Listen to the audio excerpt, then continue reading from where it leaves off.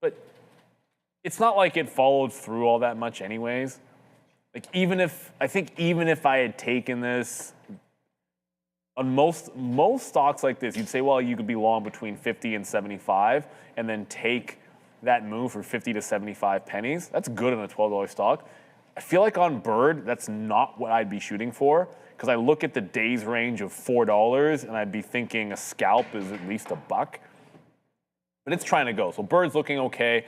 Like I said, we're already still in that Robinhood, and we'll just hold on for the volume weighted average price there. I was looking at Chris Onion in the chat, just said HIMS is failing VWAP. This is another one that's never looked all that strong to me yet. And it's failing VWAP, but it's also failing the morning trend bounce. Like that's actually, to me, usually a short setup on HIMS. If it bounces here and breaks out the high, I'd go long.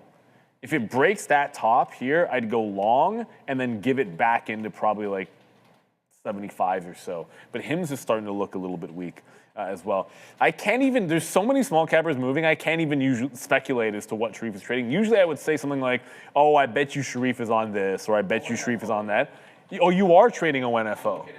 Okay, well, look, everybody, a lot of people are looking at ONFO. 250% up on 150 million volume. If you're a small cap trader, you're almost certainly trading, or at least looking at UNFO. We do have a super chat before we throw everyone over. Where'd it go? Well, I don't see it. Why don't I don't see it on my board? Yeah, this is the one. No, it was actually a different one.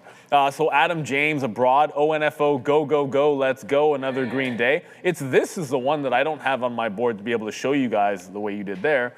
It's from Greg. We just got it from Canada. Canadian dollar action. That is a wrap for today. $1,000 on NVIDIA. Thanks for doing the show. Great stuff. Appreciate you. Yeah, NVIDIA's it was a good long. It's just unfortunately, like I pulled up multiple times. AMD just ended up so much better. AMD's an absolute rocket ship. We'll be back at 2 o'clock. I'll be back with Joe at 2 o'clock. But you know what? You still get more Joe. You got the Professor Sharif. You got Joey options once again. It's the midday. I'll let you guys know what lunch is. Hopefully it's not tilapia, but that's still my guess.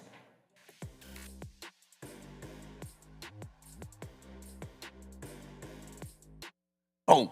Greetings and salutations, beautiful people. Welcome to the Midday Show. That's your boy, Joey Options. Yeah. I'm Sharif. Fabian, I can hear myself. Why is that? I don't want to hear myself. Turn that bad boy off. All right. Let's say hello to everybody, guys. There's a whole lot of people. We got Bailey Buttons. We got Arun the Warrior. Shout out to my man, Arun. Durant Gordon, we got Melinda. Shout out to Melinda. XCR running star, baby. He be running up a storm. Backs 200. Jay Coingy, Rex Banner, seasoned right. I like that. Call me out. Woohoo! You got called out, baby. You got a good name, too. I like that. Seasoned right. Judy Hamilton. Shout out to Judy. Bastone. Arcane Sway. We got John. We got Racer. We got Clint Hamilton, baby. He's in the chat today. Shout out to Jacques. Long Brady. Pop La Cork. I won't be looking at alcohol for many a month. I promise you that. Rodney Owens. We got Buvin, my man Buvin. Pizza Gang. Shout out to Jeff J9264. What up, fellas? Right back at ya. Scott Zoo E. What's up, man? We got Black Bone Video. Who else? We got Leg 3432. I don't want to be lagging, man. I don't know if I'd be using that as my name, Joey. Randy Worms. He's tired already. He's like, yo, don't involve me in your call-outs, man. I'll play. You know what I need to get in the contract is coffees, because I know Neil and Sean got that. So yo, you just send Randy a message. You might finagle yourself into a quick contract there. Randy's a busy guy. He is a busy guy. That is actually fact. So to Crazy Trades, word, he says. Luis Suarez, just don't bite anybody, okay? No biting. Oh, yes. And other things as well, extracurriculars. Kirk D, let's go. We got manifest codes now. Rush minutes, the slow motion for me. Slow motion for me. Remember that song, Joey? Of course you do. All right. Like that. We're going to give Joey some time to set up. He just got over, so here's the deal. Here's what we're looking at. Sorry, I didn't get to put the names of all the tickers on because I just sat down, but this is the bad boy that I'm keeping a close eye on. ONFO, ONFO. up 255%, having done 150 million shares of volume.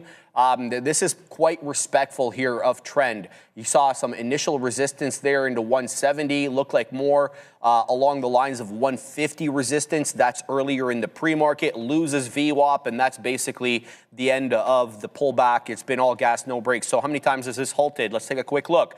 1, 2, there's a down halt, 3, 4, 5, 6, 7, 8, 9, 10, 11, 12 halts, the majority up. So this one is, showing you its propensity to halt. Only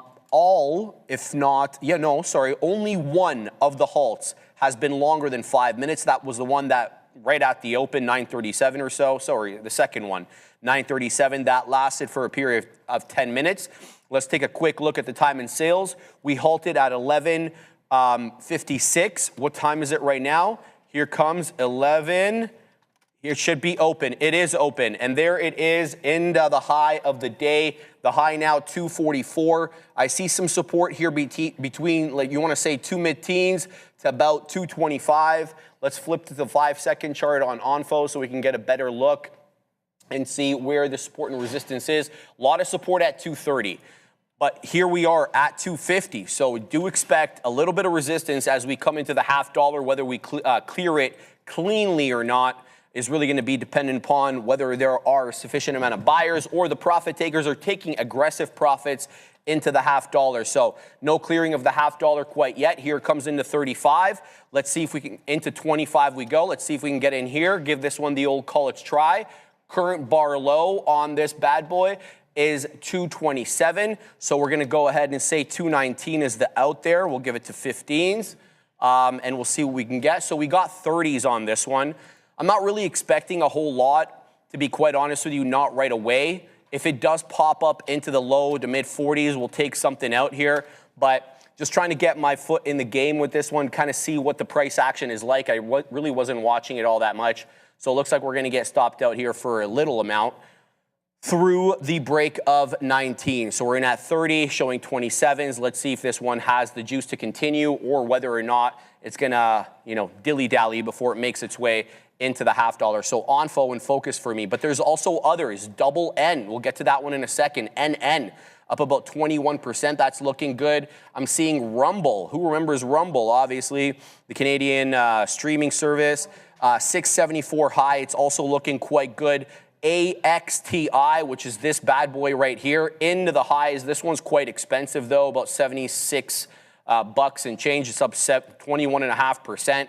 So good look for it nonetheless. That's what we're looking at now. So let's see, are we getting caught in a down halt here? Yeah, so we're going to be in a down halt, but I'm in a very little amount of shares, so it doesn't really matter a whole lot. In fact, this is not even a bad thing because I'm going to be looking to pick some up here, to be honest with you. I'm looking to defend into the low teens. So caught in a bit of a down halt right now into 21. We're long 30s. Oh, no, we got stopped out. Good. So we did get the out. Good. All right, so we'll be able to set up on this one again, Joey, once it opens back up. But I think it's still respecting trend quite frankly. I don't think this one's done. So as soon as we open up, I'm going to be looking to get back in at the right price. I'm thinking like mid-teens, something like that. We'll have to see how this Yeah, I'm going to keep my eye on some of these small cap names. I'm glad that we got out of this, guys. Welcome back. Hey, familiar face. Hopefully you guys didn't miss me too much. I was waiting for that one, but it's all right. We'll hit the Stone Cold because hey man, it's like trade Bird this morning. I did not trade Bird this morning. I was trading the Nasdaq. I took some Apple. That didn't work out. We went 1-1-1 on that one. Same thing here with the TQQs. This was the initial jump off of the out of the gate here, essentially, boom, and then we try it one more time. And this is what I was talking about. Like, I'm glad that we took this break-even stop out. As soon as I seen that candle print, I'm like, that is the worst-case scenario, and I'm just listening to what price is telling us. NVDA is going to hit $200 in probably, let's put a timer on it, within the next 10 minutes, I think, in my opinion, because it's just roaring the market higher. This is definitely a play. Like, I mean, there's a couple good opportunities to get involved with the longs, multiple. Do you flip right there? Maybe, possibly. So yeah, aside from that, man, there's a lot going on. There's some big-time names, some big-time recoveries. Tesla's heading right back towards the volume-weighted average price.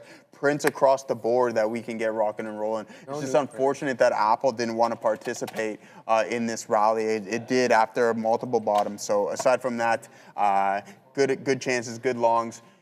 Robinhood climbing higher again. NYSE, that thing's going to go off the side chart. We're below the volume weighted average price. No longs potentially in there. Hi, guys. Joe, Netflix, any ideas for options for earnings? Thank you guys for your amazing job. Miguel asks, there goes the market just absolutely soaring now, and you have the larger names really starting to participate. I think Netflix earnings, I think they're going to be good. We've been on quite a run. Do we get a massive gap up? Maybe, potentially. Here it is from a daily. This is just a substantial run. After pulled back off of that pivot, so you just peekaboo over here, and then you come back in a little bit, and then back to 108. I was talking about 110. Netflix after the bell is going to be a big-time play, in my opinion, in either direction. I think it's going to be to the top side. You're, what is it, 133? You're now only about 18%, so no longer in bear market territory. And what an absolute monstrous run it's been. So for this name, especially here with Tesla inside day. I was talking about that earlier, but recovering here now north of the volume weighted average price. So the opportunities for the longs, I'm not chasing anything all the way up here. You're going to have to wait for some form of a pullback, SPY, a high of the day across the board. So a strong recovery in the market that was selling earlier today here. All right, man. Good look, guys. Just having a quick look at the scanner, see if there's anything new making its way onto the scene. RMSG looks good. Let's get to that. So I've got some others to talk about, but we're going to wait for Onfo to unhold. Grab an espresso quick, yeah? Yeah, do your thing, brother. If you can grab me a water, too, that'd be fantastic. Absolutely. No, I don't know about that one, man, my guy. You don't know about that, eh? All right, your boy Joey Options doesn't even want to get me a water, guys. Okay. Okay. RMSG, let's take a quick look at this one. You know, after the monstrosity that we had yesterday in Bird, hitting triple digits and on the precipice of quadruple digits percentage winner on the day, it kind of feels like, you know, anything less than triple digits seems anemic. And this one is about 31 4/5% green on the day with a 246 high. This candle is currently engulfed, but I do see some good support here. You want to say between 220 to 225. Current bar low on the 5 is 227. The day high is 246 and the current bar high is 242. That's what I mean sort of by engulfed. Prior bar low takes us down to 217. Volume weighted average price higher here than the 10 EMA on the 5 as a result of the quick price action development. That is typically what happens when the price action develops quickly, and then once things slow down, the 10 EMA usually moves above the volume weighted average price. In any event, we have a bit of a range here where VWAP showing 213 and the 10 EMA is showing 10. 210, that is. So interesting look here for RMSG. I'm not sure exactly how to execute on this other than to say I'd be looking for a pullback between 2 1/5 to 2 1/4. Let's go ahead and pull this one up on a trading screen to get a gander of what the spread is like, how it's trading, what the volume is. RMSG is a ticker, and it is on the NQ. Let's take a quick look over here. So nice 1 penny spread on this one. And this is what I mean by that 2 1/4, 2 1/5. Look at this area here, top right of your screen. There is that initial area of resistance that we sold off at. We got into 2 1/4 high. The closing prints got to 2. We drop all the way back down. But I see here that ONFO is open. So let's see what we got here. Current bar low on ONFO is 213. Let's take this one. Let's see if we can hold the level and start moving back up. Multi-halter. If we lose current bar low, I'm out. We're going in with small share size because I've just sat down and I don't want to take a large amount of risk quite yet. So what do we got? We got 26s on this one showing doing nothing. Current bar high is 27, so no continuation. Did we get 2 down halts in a row on this one quite yet? No, so most of them have been down halts followed by up halts. Not immediately though. So let's pack the patience here. I can't see what limit up is quite yet. It'll start showing up on my chart or on my level 2 once we get a little bit closer to the price action. So I've already put that in on my, for my out. I've already put in the current bar low on my out there. So nothing really to do other than to see what this one has to offer. RMSG, I'm going to put in a dip trade for that I'm going to put 226. So let's go ahead and put 226. And the idea here would be to try to catch, how come it's not letting me in? Try to catch this one on a dip trade. There we go. Now we're good. And ONFO is halted down again, or halting down again. So this one's losing trend. So that's 0 for 2 on this one with small share size, mind you. But this one is going to halt down again. So that will be the second halt down in a row on ONFO. So this one's losing it and losing it in a hurry. Let's see if it finds any support here. But currently not doing that well. Let's keep an eye here on RMSG because this is the one that's on the way to the $0.5. It's holding current bar low here, Joey. But I hate getting in when we're really close to that $0.5 because it usually just means that we're going to encounter some resistance initially, and I'd rather not deal with that. So I'd rather either clear the $0.5 or get something in the 30s or the 20s so that we can kind of maneuver back into the high. And there it goes, making me look real stupid, blowing through the $0.5 into 259. Here comes 260 on RMSG. There's the breakout. Shorts are getting squeezed here, okay? Oh, wow, Joey. Let's see what we can get on this. Could we get possibly another move up here? Let's see if we can pick up some in the 60s. All right, let's see if there's continuation on this one. There certainly wasn't an onfo. Into 62 we go. Can we get another pop-up, possibly into the 70s? Let's keep an eye out on this one. What are you looking at? All right, man. Yeah, just pulling up the news here, getting settled. I got Sharif as water as the market's continuing to climb. I mean, we'll be going over a lot of the same names. You guys can bring up. We were talking about Nflx not too long ago, but I have my name on what we were looking for, some relative strength. MYSC, it's unfortunate that didn't start working for us earlier in the day as it's now south of VWAP, so there's essentially no reason for me to hold on to it onto my side chart. You can see that you have this massive gap up, giving back the majority of that move. ONFO is halted, as Sharif mentioned here. Was it on 5 minute? Yeah, right around these highs. Halted down there, Sharif, it looks like. AGAE. So as long, if these guys are south of VWAP, I essentially want like no parts of them. So yeah, a lot of them seem like that seems to be the case right now. Evil. Ooh, what's EVTL? Dr. Evil? Oh, EVTL, no, EVTL. Oh. Vertical aerospace up to 329, a nice channel to the top end. Now, what are we going to find? Like, what are the good quality setups? I'm glad that Palantir really worked for you there, Gaurav. That was a really nice trade, and I wanted to take this one over at, well, I didn't want to. It was much nicer than Apple. I mean, Apple was something that didn't work. It did print this 5 minute candle later on that gave us the opportunity and a good risk to reward right there, 76 cents. Gives you a high, gives you $1 off of those lows as the market is at the high of the day. You're not logged in, Joe. You got to go to Adair. Oh, yeah, yep. Adair. Just be aware here, guys, I am seeing some comments here on nuclear from U.S. Energy Secretary Chris Wright. Nothing necessarily massive, but I think something being aware of. He's saying the first 5 or 10 nuclear U.S. reactors that are new will almost definitely be getting loans from the U.S. Department of Energy. So again, keep an eye on these names. I'm also hearing reports here from Reuters suggesting that a ceasefire in Lebanon could be announced by tonight. So we know we had the talk between the Lebanese president and President Trump. Sounds like we could be getting that ceasefire in Lebanon announced as early as tonight. If I get more details, I'll keep you posted. All right, thank you very much for that. Yeah, 142.77 on Palantir, bounce off of the lows, and we had the exact same signal on multiple occasions here. I mean, Apple showing the same thing, same prints across the board. Google, not so much. Microsoft having a nice indecision print. Amazon has one here. So there's a bunch of missed opportunities as the market is continuing to climb. There goes RMSG into 287. We got 68. We added into this position. Initially in at the 50s, added into the high 60s, looking for continuation into the high 80s. RMSG's on its horse. Let's see if it can continue up. Seller in the low 80s, but there was a seller at 70 who got decimated. So I want to see if the sellers are on the ropes here and what the situation is going to look like. There's 82 again, and there is 85, Joey, and there is 88. This one's on its horse, baby. And there it goes into 90. Let's take out some more here. Boom, boom, boom. All right, we're doing well here. Can't see what limit up is quite yet. Packing the patience, looking for continuation into 3. We got 68. We added a good amount of size there. Let's see if we can pop up into the mid-90s. We're not getting continuation into the mid-90s. Now there's an aggressive sell into the low 80s, high 70s we go. Let's see if the buyers step in. I'm holding. Nothing for me to do. Let's see if the buyers step in at $0.75. They are not. And here we go back down to 70, flattening out at break even. Not bad. Actually, I made money on that last little bet because it popped back up. Not a bad look here for RMSG. We're positive on it. Now positive on the day. Looking for another entry. But I think we're a little extended away from the area where I wanted. Let's see what the $0.5 does here. So let's see if we can even make it down into the $0.5. Let me flip to the 5-second chart on this so I can plot some areas of support and resistance. So we definitely have resistance in and around the $0.5.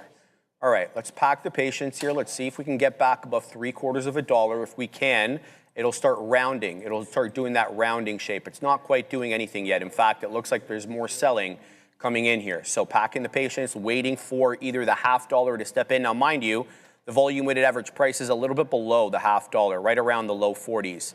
So yeah, there might be a buy zone is what I'm trying to say there between the $0.5 and the volume weighted average price. Still holding 70 here. I'm not going to get in quite yet. Let me set up a small order so that I can hit my hotkeys. If we get a curl back up, then you will know the buyer stepped in around here. Looking for a move maybe back into the high 70s, low 80s. That kind of helps change the shape on the 5-second chart. And the reason I use the 5-second chart, guys, is just to be able to spot areas of local support and resistance. And here we go. Into 75. Can we pop up a little bit more? We'll see if we can get there. 77. Let's see if we can pop up a little bit more now. We punched in. We drop the stop down into 68. So we don't give anything back here. Let's go ahead and do just that. And there it goes into the 80s again. Not a bad look at all. There's 86. It's not letting me out. There we go. There's 90 again. So good ad here. There's another 90 print there. Looking for high 90s. Let's set up at 98. Can we get a 98 touch? Third time around on this one. But no continuation into 3. We still haven't touched 3 yet, guys. So RMSG looking good. But there is locally some selling here. Keeping an eye out on that. So it looks like a double top on the 5-second chart, sadly. Let's see, a little bit into 86. We'll wet the beak there, still holding some shares.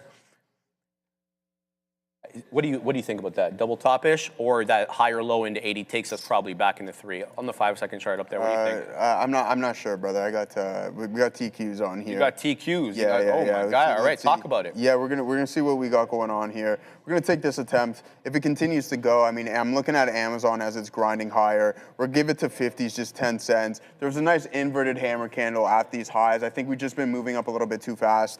Here it is on SPY. It breaks that in the TQQs, heads into 50s. Then we just get out of dodge on that one. The reversion's not going to work, or the retracement play back into VWAP just yet. We had Apple that was relatively strong earlier today. I'm in exactly where I want to be. So it's either it's going to work or it's not. It's that simplistic. We can go over a couple of the other larger names, even though we have been continuously throughout the day. Is NVDA going to continue to climb? This thing is just really, really, really strong. Apple not really showing that much signs of strength. Google, Microsoft, Amazon. So we got to abandon this thesis essentially after this. This is the last attempt on it. If it doesn't get any form of a breakdown, we have to find a way to go long. And it looks like we're going to print 50s here momentarily, and that's going to stop me out. So there it goes. This short thesis has to go into the garbage, and we can't think about it anymore. So 10 cents gone off to the races as the larger names are moving with extreme vigor, I guess we can say.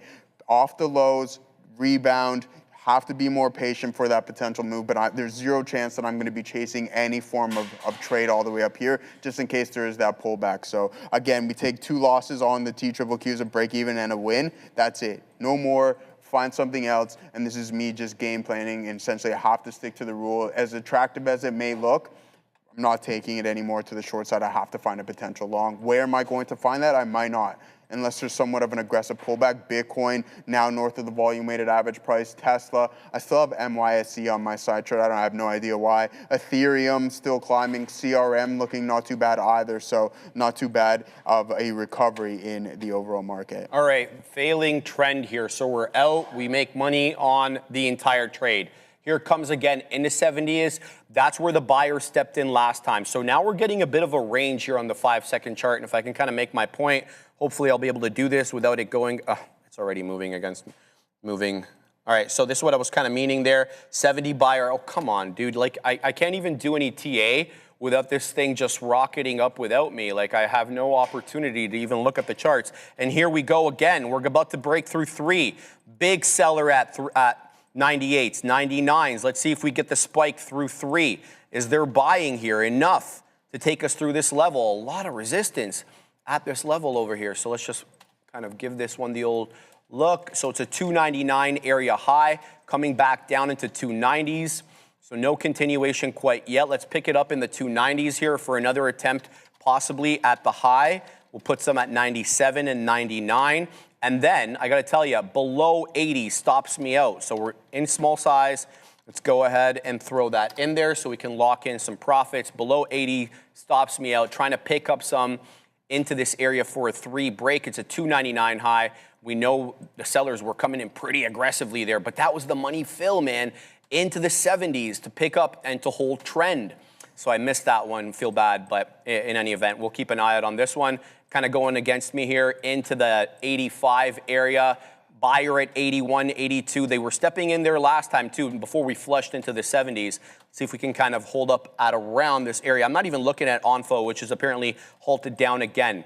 So that is my look there, Joey, as we move right back into the 90s. They're selling at every single penny.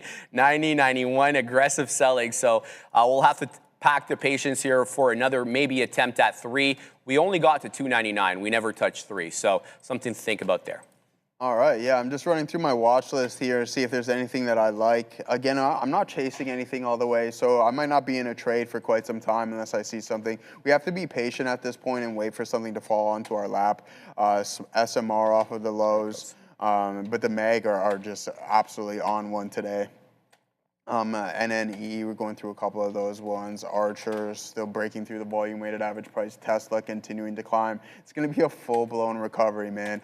Buy the dips and don't try to short this. We take 2 losses on that one. That's fine.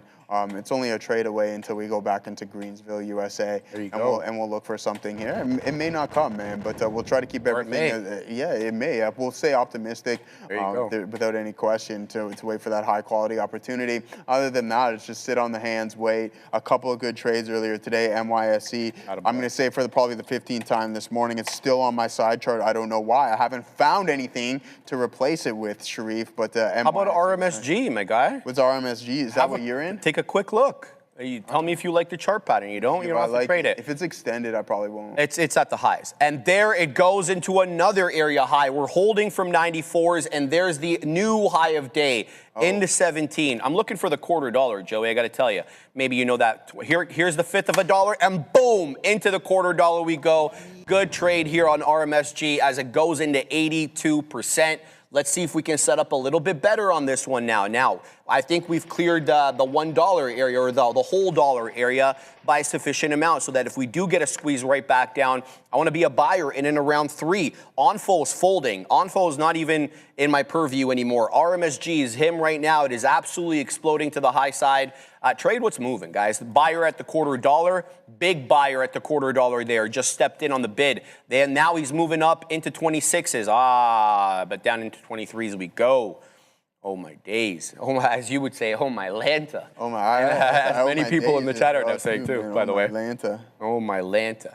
So good luck here, keeping an eye out on RMSG. I think RMSG's got the juice to probably get into triple-digit territory. Look, I mean, if we start getting into that 3.5, 375, then you start, forming the bias that we're moving into 5, and that's kind of where my head's starting to look at them or to think at the moment. It's just about where to get in. We're not getting a deeper retracement into the low double digits, single digits at 3. We keep getting bought around the fifth of a dollar to a quarter of a dollar, right? Which isn't bad, but there we go. We're getting a bit of a dip now. There's the 3 single digits. Do we hold? Going long. Let's see. Anything below 3 ends a trade for me. Buyer at 305, 304 now, aggressive selling, but then we pop back up into 12s. Let's go ahead and set something up a little bit higher here. Seller at 12s. There could be localized selling into these areas, but anything below 3 will end the trade, so let's go ahead and put that in. So we needn't concern ourselves with emotions on this one. Yeah, yesterday, bro, I have a lot to say about how I traded into the afternoon yesterday. We won't get into that now, but anyway, in at 12s here, looking for another pop back up. Let's see what the 5-second chart's looking like. There's certainly that buyer at 3 and 5 that I was thought 303 and 305 that I was talking about, but we're not getting a change in trend. We need to break above 318, 317 to reclaim the uptrend, and there it goes into 19. Can we get follow through? There's a huge seller there, and there it goes back into 25, 27s, 30s, 33 penny high, and there it goes, Joseph, again into 35s. Good trade here, man. We're looking for continuation on this one. Let's see if we can get up a little bit higher. We're gonna pack the patience here for a second, and while we're doing that, we're gonna go to Dara for the crypto segment. I saw a headline here as well from the FDA. It has to do with, I guess, testosterone therapy for men, ANIP, potentially ticker on watch here. I have not seen the chart yet, but just be aware. Keep an eye here, though, on crypto. BTC had, as you can see here, a drop with volume on this 945 candle in the 15-minute chart. That's because we had an interesting headline coming out of Iran. Reports suggesting that Iran was going to be having these tolls paid to the Strait of Hormuz that they were planning to implement. They're actually going to be having them paid through Iranian banks. Now, this is significant because early reports from a couple weeks ago suggested that if we did get these tolls, they'd be paid through crypto. So I guess that lack of crypto payment spooked crypto just a little bit here, BTC to the downside. I wanted to talk about that like a little bit of a shorter time frame. If you go back to the daily chart, Bitcoin continuing to struggle with getting back above that 76,000, A, on a closing basis, and B, with any kind of oomph. We had that push above this level on Tuesday. Since then, trading quite tightly within a range over the last 2 sessions. Let's see if we can break above that 76,000 level. Other than that, I mean, since we kind of made a little bit of a higher low on Sunday, March 29th, since then we've only had a bit of an uptrend on the daily chart over the last 2 weeks. Again, we have to see that uptrend continues, and we also have to see if 76,000 can be broken out in a major way. Ethereum, much like Bitcoin, looking similar, comes into that area of resistance, double taps it for Ethereum that levels 2,400. It can't get above as of right now. Time will tell what the next direction is. Back to you. Time is a great teller of many things. Cover this quickly. RMSG is losing the bid, and here's VWAP. This could be a hold here. I'm not going to pick it up here. It's lost 3. It's finding support at VWAP. I mean, like right at VWAP. This needs to be shown here. This is the 5-second chart. This is, you know, as micro as I'm going to get. And look at it, Joey. I got to show you. Look at this. I mean, come on. Oh, man, why didn't you tell me that? How many minutes ago was that? That was 10 seconds ago, 15 seconds ago. Oh, it's the 5-second chart. Oh, okay. That's a clean hold of VWAP there. That doesn't mean it's going to rocket back up. In fact, it's already finding resistance at 3. When you take a look at the 5-second chart, it rejected 3, down into 293 it goes. But hey, I mean, a quick scalp off 280 into 3, that's money, right? If you had a resting order for whatever, like Sean constantly picks up stuff off VWAP, and it works like hell for him, right? So, you know, I'm not saying small caps and large caps are the same thing, but clearly VWAP features a lot with these names, whether you're small cap gap or inclined or large caps or whatever the hell you're trading there. So, by the way. Yeah, I see that. Saw that? I said, pull it up. Pull it up. Pull it up. He's dropping money in the chat. Shout out to my man, DJ Quantum Theory, Joey. Yes, sir. He dropped 10 in the chat. We're going to thank him for that. And look what he's saying. I know. Thanks, guys, for the options strategies and great teamwork on the show. Trader TV, best channel around. It's how I used to feel before I started working here, man. I was a viewer for a year and a half, but Sorry, man. I didn't mean to do that. Yo, not even that, man. Look at all the videos. Look at all the comments. Yeah, you got those videos. Look at all the comments. Other Zinc, Word Up, KC526 saying agreed. Then we have Taylor Batty, amen. And then Angelo saying big facts. Yeah, lots of love, man. I have fun doing it up there, to be honest with you. If I didn't, I wouldn't do it, So I enjoy it. So, yeah, I have a lot of fun, man. I can definitely being up there and stuff. I might even watch it back again, Sharif, as I typically. You don't even want to know. What? You don't even want to know. Look, he's absolutely accurate. It's just funny. So you guys sit behind him, like where Mark is standing right there, right beside it there. And so that I can see what's on his screen. So in the morning, you know, he does his options segment. 5 minutes after that, he's pulled up YouTube. He's watching himself. Yeah. Give the option segment because he wants to improve. Yeah, exactly. That's literally what I said to him. I'm like, yeah, but that's the only way to get better. Yeah, it can be as funny as we like, man. Tease you about it a little bit. Of course. But, it's all in good fun, though. Someone asked me if I'm American. Oh. Nishi Megwarren. That means you are American. No, I am not. I I am not American. Gendama means really. I can hear Fabian in my ear. That's why I said that. I am a Canuck. You are a Canuck.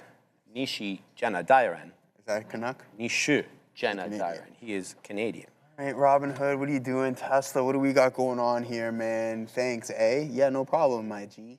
Aside from that, Joe, yeah. Respect. Smooth. Yo, chill, bro. What? Smooth. What? Yeah, See what Smooth my said dad, there? yeah, I did. Coming That's what I was at you going. there, Blah, blah, blah, bang, bang, bang. My dad's there right now, actually, at the house. So. In Jamaica? In Yard, yeah. Yeah, man, he's chilling out, doing his thing over there. And I gotta head back over. It's been a couple of years since I've been there, so that's probably the next stop. Casey's trolling us hard. What's Casey saying? She's like, I listened to this show to hear you guys say about. Oh, because we don't even say that, dude. Wait until that's you not go. a Toronto thing. Yeah, Casey. yeah, yeah. It's a Canadian thing, but not necessarily a Toronto west. thing. Yeah. When you go west, it's like really like that. Or like, Maritimes, man. I'm like, dude, do we actually sound like that? I don't think Alberta, I sound I'm like that. That is horrible. I hope man. I don't sound like that. Brutal stuff. That's more or less Alberta. But nonetheless, dude, Joseph is the dude playing a dude disguised as the. I don't really know how much that means, but it sounds good. We'll take that one. There, my friends, ONFO, 177 million shares traded. MYSC with 163 south of the volume weighted average price. Same with AGAE. DVLT, a lot of people asking me in the chat to take a look at this one here. 80 cents. Data Vault, guys. Nice bull flag channel to the top side, consistent higher lows, and off to the races she goes right there on DVLT. So not too bad of a look. I mean, I don't know why I still have this name. I've said that on, I don't know, probably the 30th time here today. So we got to change it. I did move it on my side charts to hood.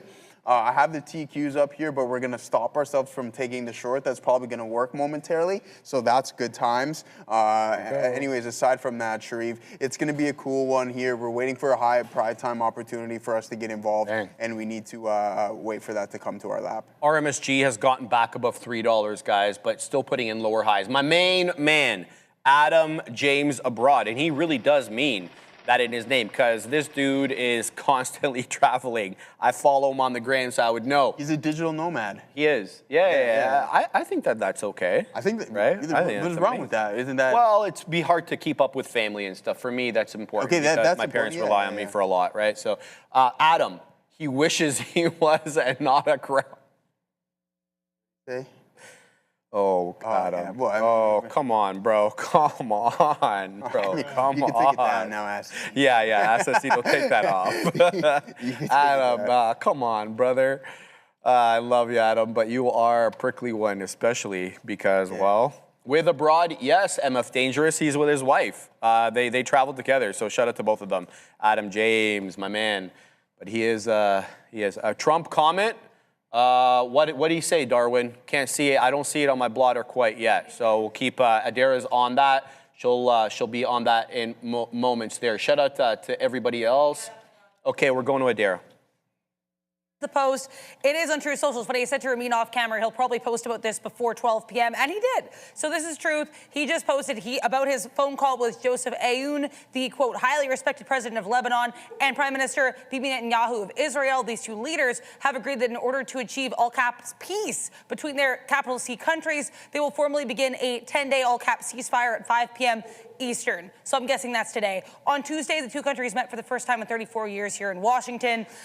He talks about some people, including Dan Raisin Kane, whose nickname is included in this post, to work with Israel and Lebanon to achieve a lasting all-caps peace. He's saying that this will be his 10th war solved. Let's get it done. President Donald J. Trump again. The highlights of this, guys, are that there is going to be a ceasefire set at 5 p.m. Eastern. Ceasefire in all caps. Again, back to you. Ram. Where are all the videos of the markets making all-time highs?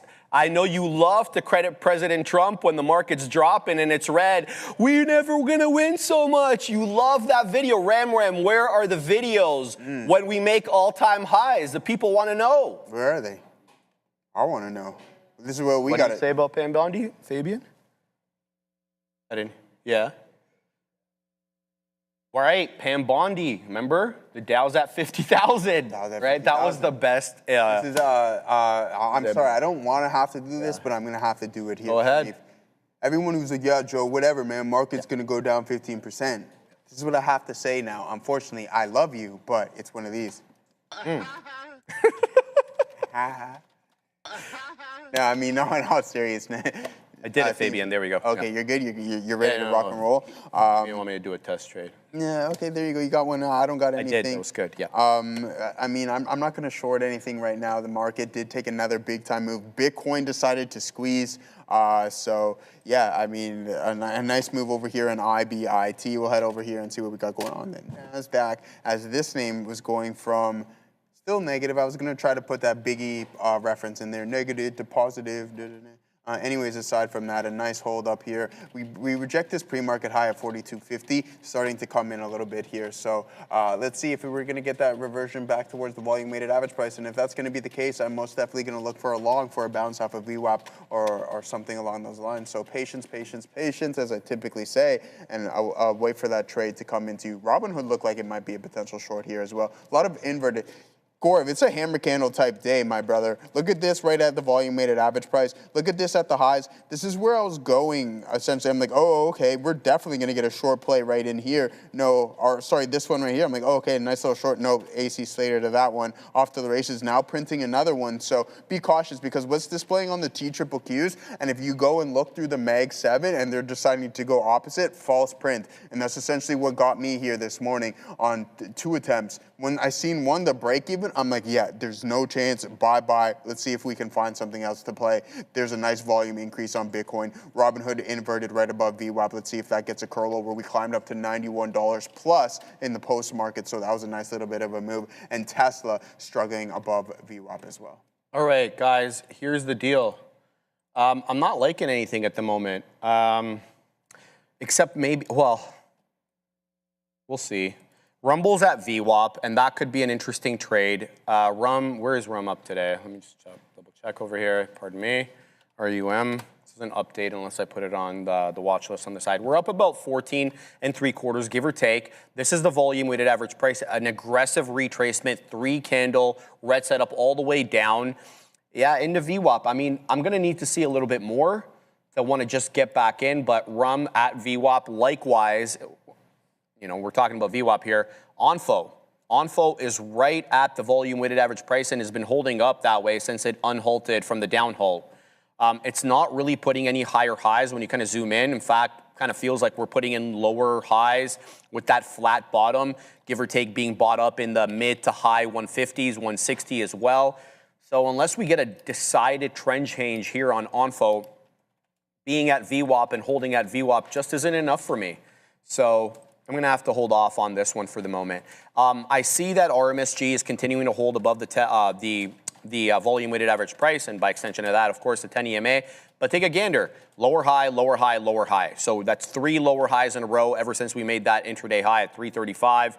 So again, trend change still hasn't happened. I want to ride the trend, not fight against it. What else is moving? There's NN, but this is a little bit more expensive and a little bit less volume on this one.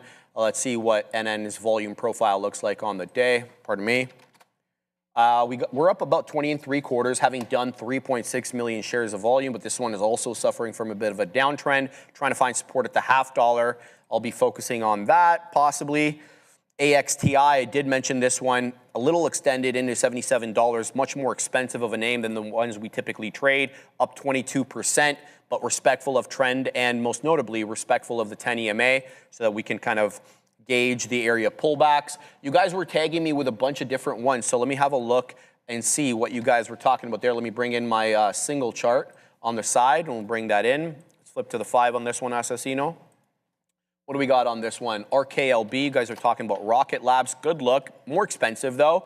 $81.50, but a nice little uptrend there. Save and except for the bamboozlement that I guess we encountered at 950 and 10. This one did breach VWAP, but immediately retraced above it. And since that retracing, it has been generally respectful of trend, holding higher lows. A bit of an upward channel on this one. You can kind of create a bit of a parallel line, and you can kind of see the channel. So I'd be trading this as a channel until it shows me a decided breakout, likely above 82. That's how I'd look at that one.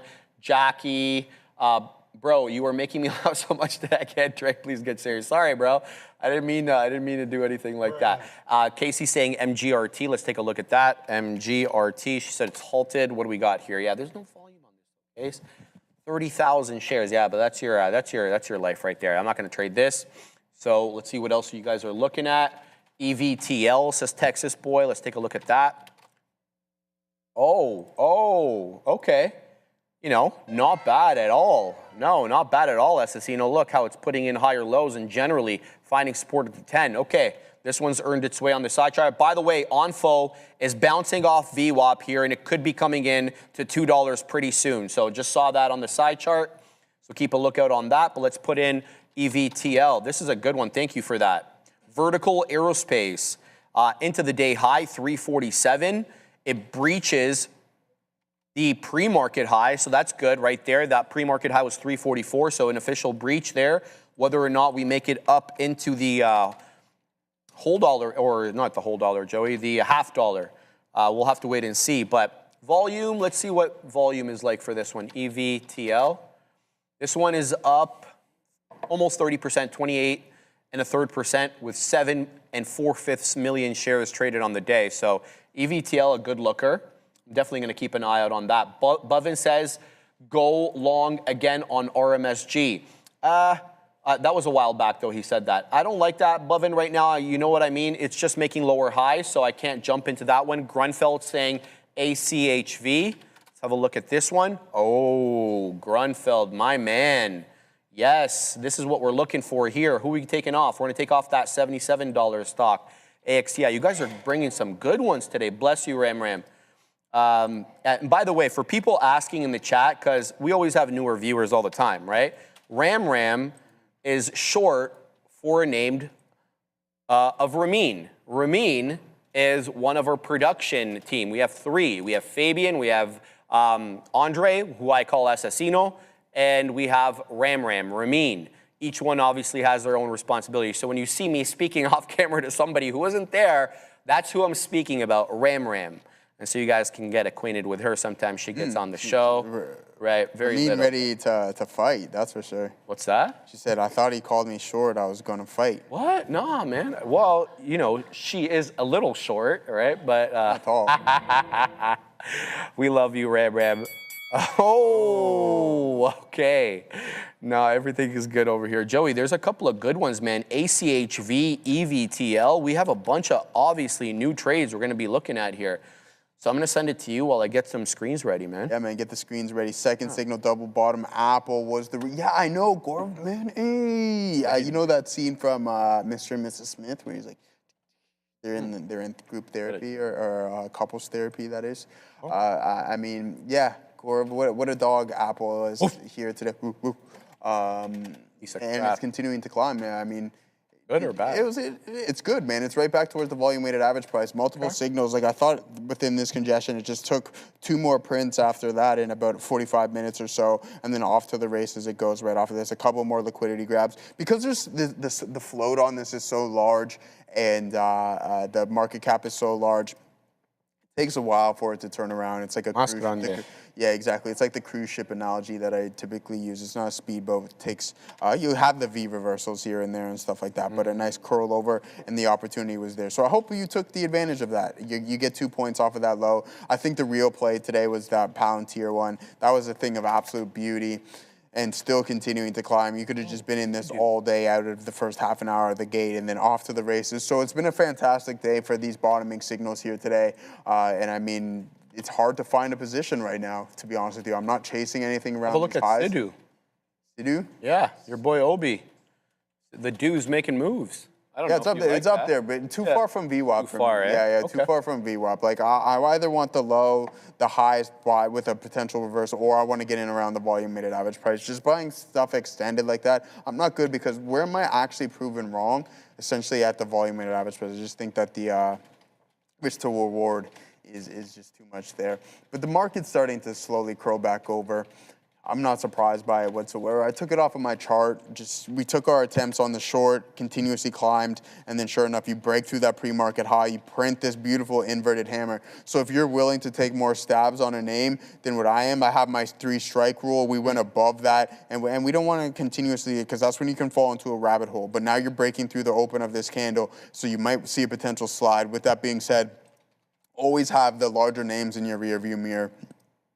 Robinhood, potential move lower, a nice curl over here, guys. So as long as we consolidate, maybe we can catch the top end of the range. But I think there's just too much going for this name right now to find that short, even though we had some nice scalps on it yesterday. So it's time for me to lock in, find that next high-level opportunity, and then sure enough, we can find it. What about Intel?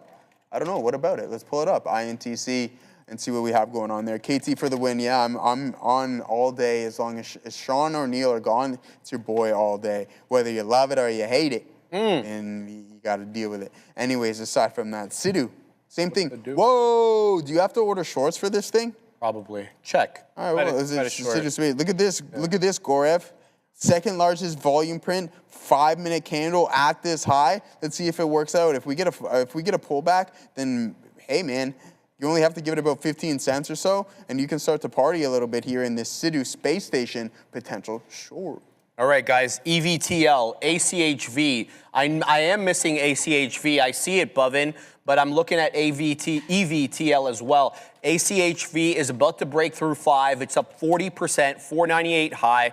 It's done almost 6 million shares, so the volume is starting to pick up. And there it goes into 5. It's a $5 high. There's 501. The breakout could be on. There's 504. This is on its horse here. Keep an eye out here on ACHV. We got to pause. We're going to Adara.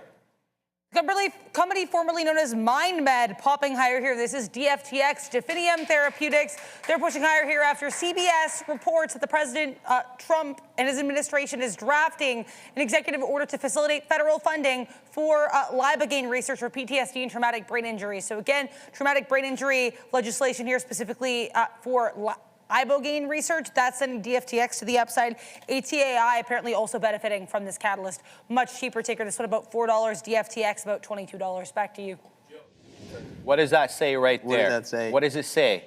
You're up 0.5%. No, just read the ticker there. 2261. The ticker. DFTX. Hey. Is that your watch list? Yeah, that's my all watch right, list. Man. That's Except all right. AEO is not on there anymore. ETHA, I don't have that either. Polestar, I'm still holding.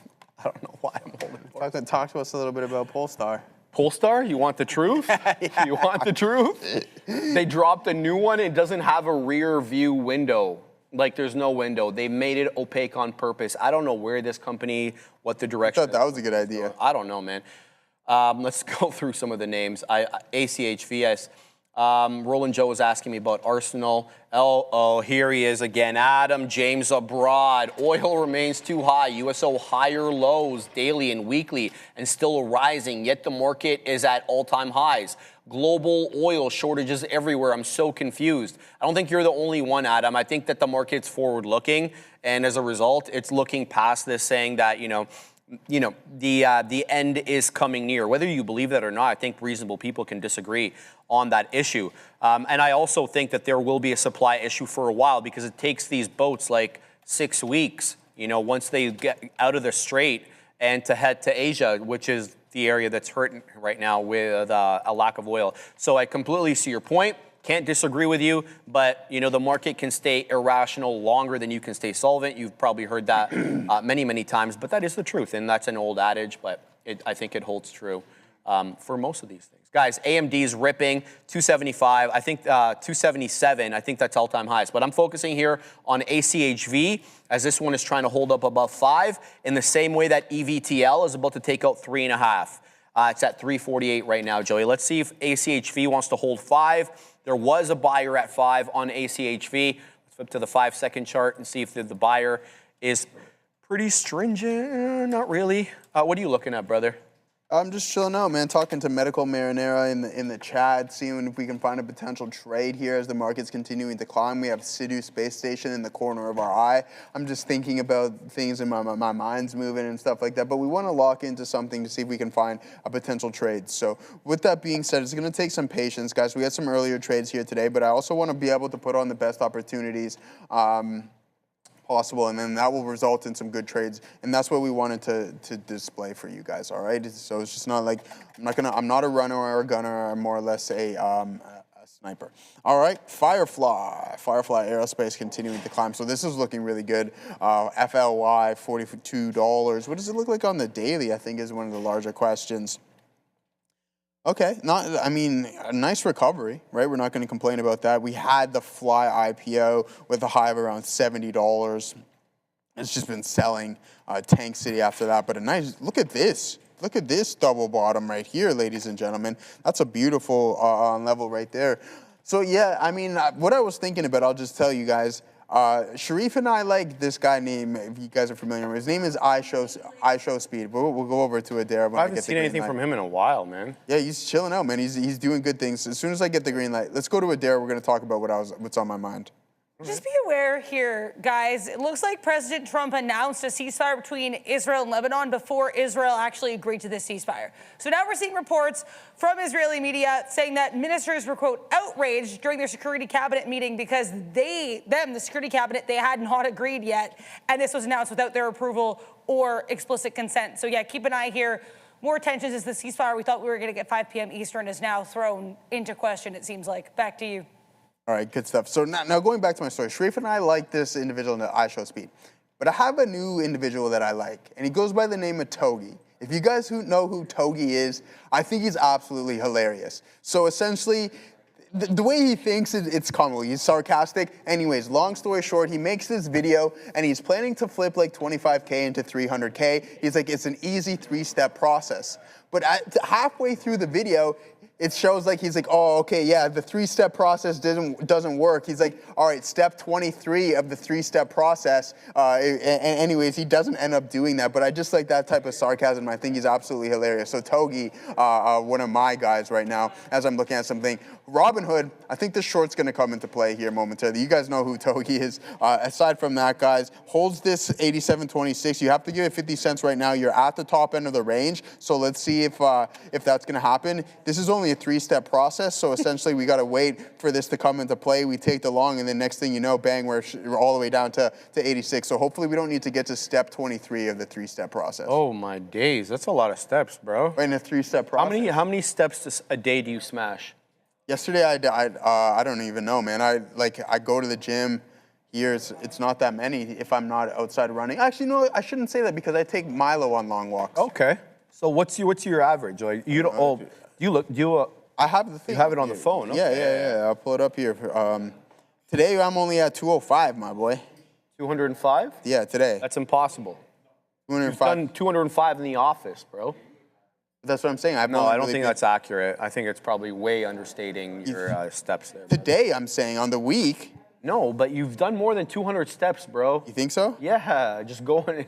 Yeah, come on. I don't know, man. Neil's at like 3,000. How are you at 3,000? Because this is the way it is. Well, my phone's been saying, I didn't bring my phone with me all the time. Daily average around 4,300. I bet you anything it's more than that. That's my spidey sense. But all right, man. NVTS moving. All right, I'm just keeping an eye here on ACHV.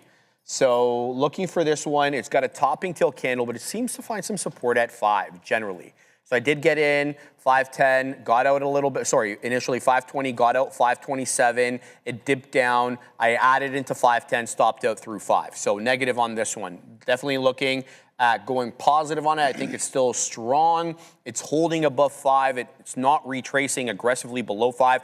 But this one did something weird moments ago. The spread opened up to like 8 pennies. Right now it's 1. That was a little unusual. So we'll keep tabs on this one. I don't know how this one resolves. If it resolves above 5, then we'll get back in for a possible move. Let's see here. It's kind of changing trend a little bit. Let's give it a little bit more time, see if the buyers want to step in, pump this one back up, holding it at 5. Generally, there's 505. Let's see if we can get in here, kind of try to ride this into the mid-teens, sort of. What's the area low? Give me a sec just to find area low, 93. So let's go ahead and put that in. And we'll stop any bleeding should it lose that level. Also, SIDU into the highs, 525. Onfo trying to take out 2. EVTL finally took out the $0.50. This is a lot more steady state EVTL than, say, ACHV. RMSG is losing trend. It's below VWAP. It's not tradable under my system at all at the moment. Niraj asking about Hoff. Just let me resolve the trade here with ACHV just before I start doing some TA, because every time I start doing TA, these things take off on me. So We're going to keep a close eye here on ACHV as it dilly-dallies at 5. No follow-through, though, above 505, but anything below 494 ends the trade for me. So we won't take too much in the way of risk at this level. There's a 525 high on ACHV, which is good. Means like we got into the quarter dollar. It's about whether or not we're going to be able to get into the half dollar here. Let's go ahead and set up some liquidity testers in the low teens, single digits as well, and see what we can get on that one, guys. So keeping an eye on that, Joey. What do you got? Good stuff, good stuff. I mean, I'm just looking at the same thing. Glad we didn't take that short. It's a long today, man. So whatever I'm thinking right now in the market, it's going oppo. So I have to kind of just navigate that. Nflx, how have you been performing today? You're through the volume-weighted average price pullback, heading towards the high of the day. So we have to game plan and just kind of take a little bit of a pivot for this market coming in, or if it does, it'll probably be later in the session, right? So AMD around these highs going parabolic today. Wow, this is a new all-time high on AMD, $277. We're not talking about this enough. I feel like there goes Intel up to 67. We were talking about $70 last week on that one for a potential play, and then we have NVDA kind of lagging at 198.99. I think we get to 200 today and hold that level, so watch out for that. Baito, that's more or less a dividend play. SoFi coming in, not participating with the rally on today's session. Robinhood, we've been talking about that. Nokia's been moving as of late, up to $10.22. A nice bounce off of this level right here. Gives you 64%. As quick as you like. K-Web, how you doing off of the lows? How you doing? So, yeah, how you doing? Anyways, aside from that, man, it's going to be quiet. Not chasing all the way up here as the market continuously grinds. Just, you never know. Headline steps in. I'm glad, right? Like, we haven't heard anything really this week about what's going on about the conflict in the Middle East. It hasn't really had any effect on the market, and that's what I want. It's fun for the first couple of weeks and stuff like that, but then when they just come so randomly, it just starts to get a little bit annoying, especially if you're trying to go long and, oh, spike the other way. Oh, going short. Oh, spikes up and everything along those lines. So, all right, guys. It's that time of the day. It's happening now, and then Neil with his lesson of the day. Hey. Market at intraday highs. Nice change in pace from how the day was starting with those first pretty sharply red 15-minute candles. Again, nice little reversion here. NASDAQ looking pretty similar here. Again, rough start to the day, but continuing to bounce back higher. Now, a lot of that, there's a lot of different catalysts to have on watch here with that in mind, but I do want to talk here a little bit about the geopolitical tensions because we had a bit of an interesting headline come in around 20 minutes ago now. President Trump announcing on Truth Social following a call with the president of Lebanon that the Lebanese and Israeli leaders have agreed to a 10-day ceasefire starting at 5 p.m. Eastern. The catch is that apparently, according to reports out of Israel's Security Council never actually agreed to the ceasefire. So it was announced before Israel stated that they agreed. So we're going to have to wait and see what happens here, what the state of that is. But either way, something to be aware of when it comes to catalysts for oil. We had TSM earnings this morning before the bell. These were really well received. We did, of course, get last week their monthly sales updates. We had some idea of what to expect, but either way, strong look for TSM. And they're not the only name that has earnings on watch. We already had reports as well this morning from Abbott Labs, Charles Schwab, and Pepsi. And tonight after the bell, we get Nflx, Netflix, by far, I would say, our biggest, maybe most on watch tech report to be aware of. So that should be a huge one after the bell. We're expecting $12.17 billion in revenue, EPS of 76 cents per share. This is actually going to be their first report since they called off the Warner Brothers merger, and also their first report since they had a pretty solid Oscar season, actually tied for their best Oscar season ever. One more story I wanted to mention because I saw this headline right as I was starting, happening now. As you can see, a bit of a spike here at Roblox. TechCrunch reporting that Roblox has introduced new agentic AI tools for game development. So RBLX is going to be on watch. But you know what else is on watch every day around this time? A man named Neil, who has a lesson. So Neil, what is today's lesson, Pertel? Thank you, Adara. Today's lesson is the power of a community. And it's an easy one because today I'm in a good mood right now because there's a former trader that just stopped by to say hi. And so traded on the trading floor for about 6 years or so a while back. He had family out in Taiwan. He ends up moving back to Taiwan where he's from, opens up his own trading floor. Now he's in IT and a successful business and is swing trading on the side. It's so cool to see him grown up. But he literally, because he was here, he just wanted to visit and give a thank you. Unfortunately, Sean wasn't here, to myself and Sean, and he brought us like some pastries, which is like, it's like he doesn't even have to, but he showed up and he brought some like Taiwanese like egg yolk pastries, like 2 boxes of this. And we were just talking, like I haven't even made any trades in the last hour. I probably missed some stuff and I haven't even touched my lunch. But we were just going back and forth, like catching up a little bit, talking some old stories.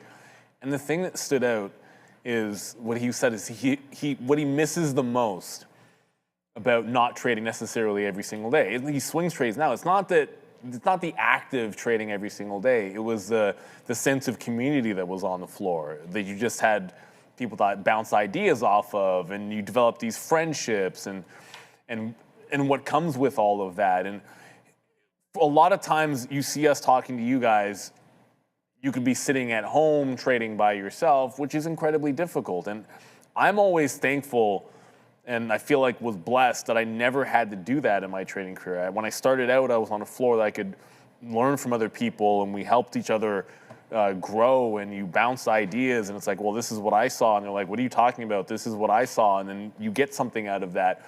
And that's the power of having a good community. And a good community is where everybody feels cool sharing their ideas and doesn't get mocked for them, where there can be disagreement. You're like, why are you going short? I think this is a long. And that's perfectly fine. And hopefully we can all try to get better. So, it's not really a technical lesson today, although I could try to force one in there. It's really just about understand how important this community is for you. Whether you're a day trader, swing trader, just looking investments, don't hesitate to ask questions. Don't hesitate to say, why did you go long there? Why did you get out there? What was your reasoning behind this? Because that's how we learn and grow. If you're not asking questions or not questioning things around you, you're not getting better. And if you're not leveraging the knowledge of the people in your group, and we're a group, then you're also not doing the best that you can, right? So again, like you jump in the chat, like obviously we have a lot of regular viewers, you'll hear us shout them out, but I love you, Easy Peasy. We love you, JKL, Dave, all of our regulars, Mike, Peter Ryder. But you know what would be really cool, and I want to see more of? I want to be saying some fresh names every single day that we get a question from. So don't, like add us in the chat. Like I'm not always sitting here. I was just away for like an hour, but like Green Saber in here. Like just tag us and ask a question, say whatever you want. Make sure you use a $sign in front of the symbol of Angelo, $PLTR next time so it can show up on our visualizer. No, I half kid. Make sure you use a $sign. For sure. I have to. It doesn't show up on the visualizer. Well, you want Palantir to be even on that list? I don't even see it on there. You got to drop the $sign in. Just everyone contribute, because we have the best trading community out there, and where it came from is a trading floor that has been like the blessing of my life. And I was so glad to be able to just even shoot the you-know-what with a former trader, who, by the way, I'll end you with this. There was a tradition on the trading floor. When you're a prop trader, you're a trainee at first, and then you have to hit a certain target to become a full-time trader and start getting paid out. And there was a tradition that when you graduated to a full-time trader, there was like a graduation party. We'd go out to the bar and we would celebrate. And at some point, I don't know, 10, 15 years ago, turned into you had to make a speech when you were at the bar. And then the speeches got a little bit more intense. Some people would make a joke out of it, or other people would have a serious speech. So the trader that was here today had one of the most epic graduation party speeches. He got up in the middle of the bar, put on a fedora, turned on music on his phone, and then just started dancing for a minute. It was epic because everyone's like, what is he doing? He's got the fedora. This is kind of a weird vibe. Then the music comes on, and then he just doesn't say a word, and he just dances for a minute. The music stops, he takes off the hat, and he sits down. And it was unbelievable because, like, whatever, man. Look, we're traders, we're having some drinks. By far the best speech where the man didn't even say a word. So you never know what kind of cool characters you're going to meet. This is where I would tell you how the lunch is. It ends up my guess was wrong. it looks like a barbecue. I haven't opened it. Barbecue chicken, like sticky rice, like a regular salad, some mixed vegetables. Looks delicious, but I can't tell you. We'll give a grade at the end of the day because that's how we do. But certainly wasn't tilapia. So best of luck, everybody. And remember, we're a community here. So ask your questions, treat everybody well, and enjoy the rest of your day. The market's back to all-time highs. Certainly is, Neil. Thank you very much for that. Eloquent and informative as always.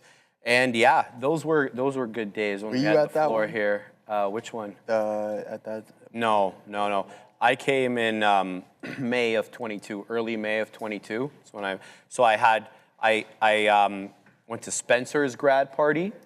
Never met Spencer. Yeah, Spencer is good. He was like large cap trader. Okay. Spencer's. I went to Ian's.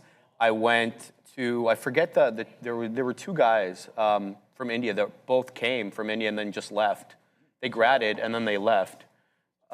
Thank you. Oh yeah? I've never had it.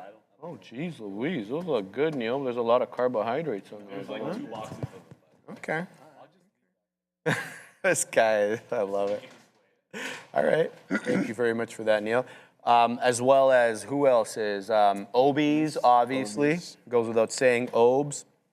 So there's been a bunch, but yeah, these are in the way. So we're going to have to put these like right here. Just There, you can still see them there. yeah, man. All right, Joe, what do we got, brother? Because I've got EVTL here, picking it up off some levels. Let's see what we can kind of get on this bad boy. We're going to take off a little bit of shares here. I'm still holding ACHV. I don't know how this resolves, guys. Clearly, there's a buyer, and there has been a buyer at 5. We've got some higher lows, but we're not rocketing up. So this one is completely, I don't know how this cookie's going to crumble. We'll see. We've got some good size on here, looking for that continuation back into the area high at 525, but it doesn't look like it's going to be as forthcoming as one would hope. EVTL, though, getting a nice bounce back up. We're nicely in the money on this one. Looking to hold a little bit here, Joey. Good stuff. Yeah, I mean, here's a slight curl over here in Tesla. I'm thinking about maybe a move back into VWAP here if we're fortunate enough to get that. We've been struggling. The longer we consolidate around these highs, the more I like it. The market's still moving higher. Tesla kind of going opposite right now. So a pullback failed to construct a new high right there, and then off to the races we go. We'll just hammer it with a bunch of shares. That I can promise you. I mean, other than that, guys, it's been a quiet one. For me, it's just not my style to chase all the way up here. I just don't like doing that, considering my risk to reward is I don't really have anything, right? Like if I'm buying Bitcoin, where am I wrong all the way down here? I have to give it 30 cents? Like, no, thank you. So, I mean, wait for the Tesla play. Robinhood continues to climb, so I think it's maybe avoid the short on that. We don't really have anything going, like a technical breakout on Tesla, that's great, but there's no real, I guess, fundamental catalyst behind certain things right now, so don't trade Tesla. I think that's across the board, to be honest with you, Katie Damster. That seems to be the case, right? Like every dip gets bought up until, let's see, the dip that I decide to buy, just something comes in and beep. Aside from that, no, I'm obviously being sarcastic, but yeah, guys, it's a quiet one. We had the TQs earlier. We took more attempts on it. We had MYSE. We had the Apple trade. Is that thing still working? 19.3 million shares traded. Yeah, right. All the way up to 360, 264. Whatever, man.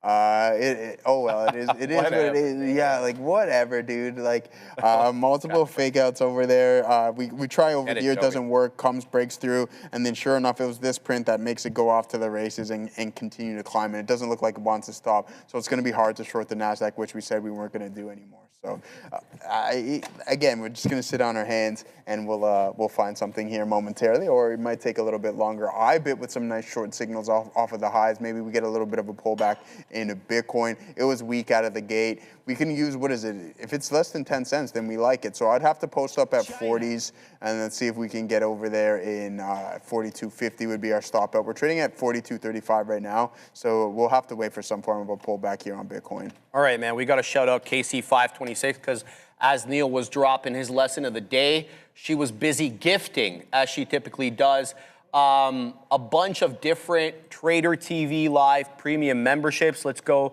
through, where is it? There we go. Thank you very much, Case. Dropping 20 membies in the chat. Jesse Martin, Martinez, pardon me, you got one.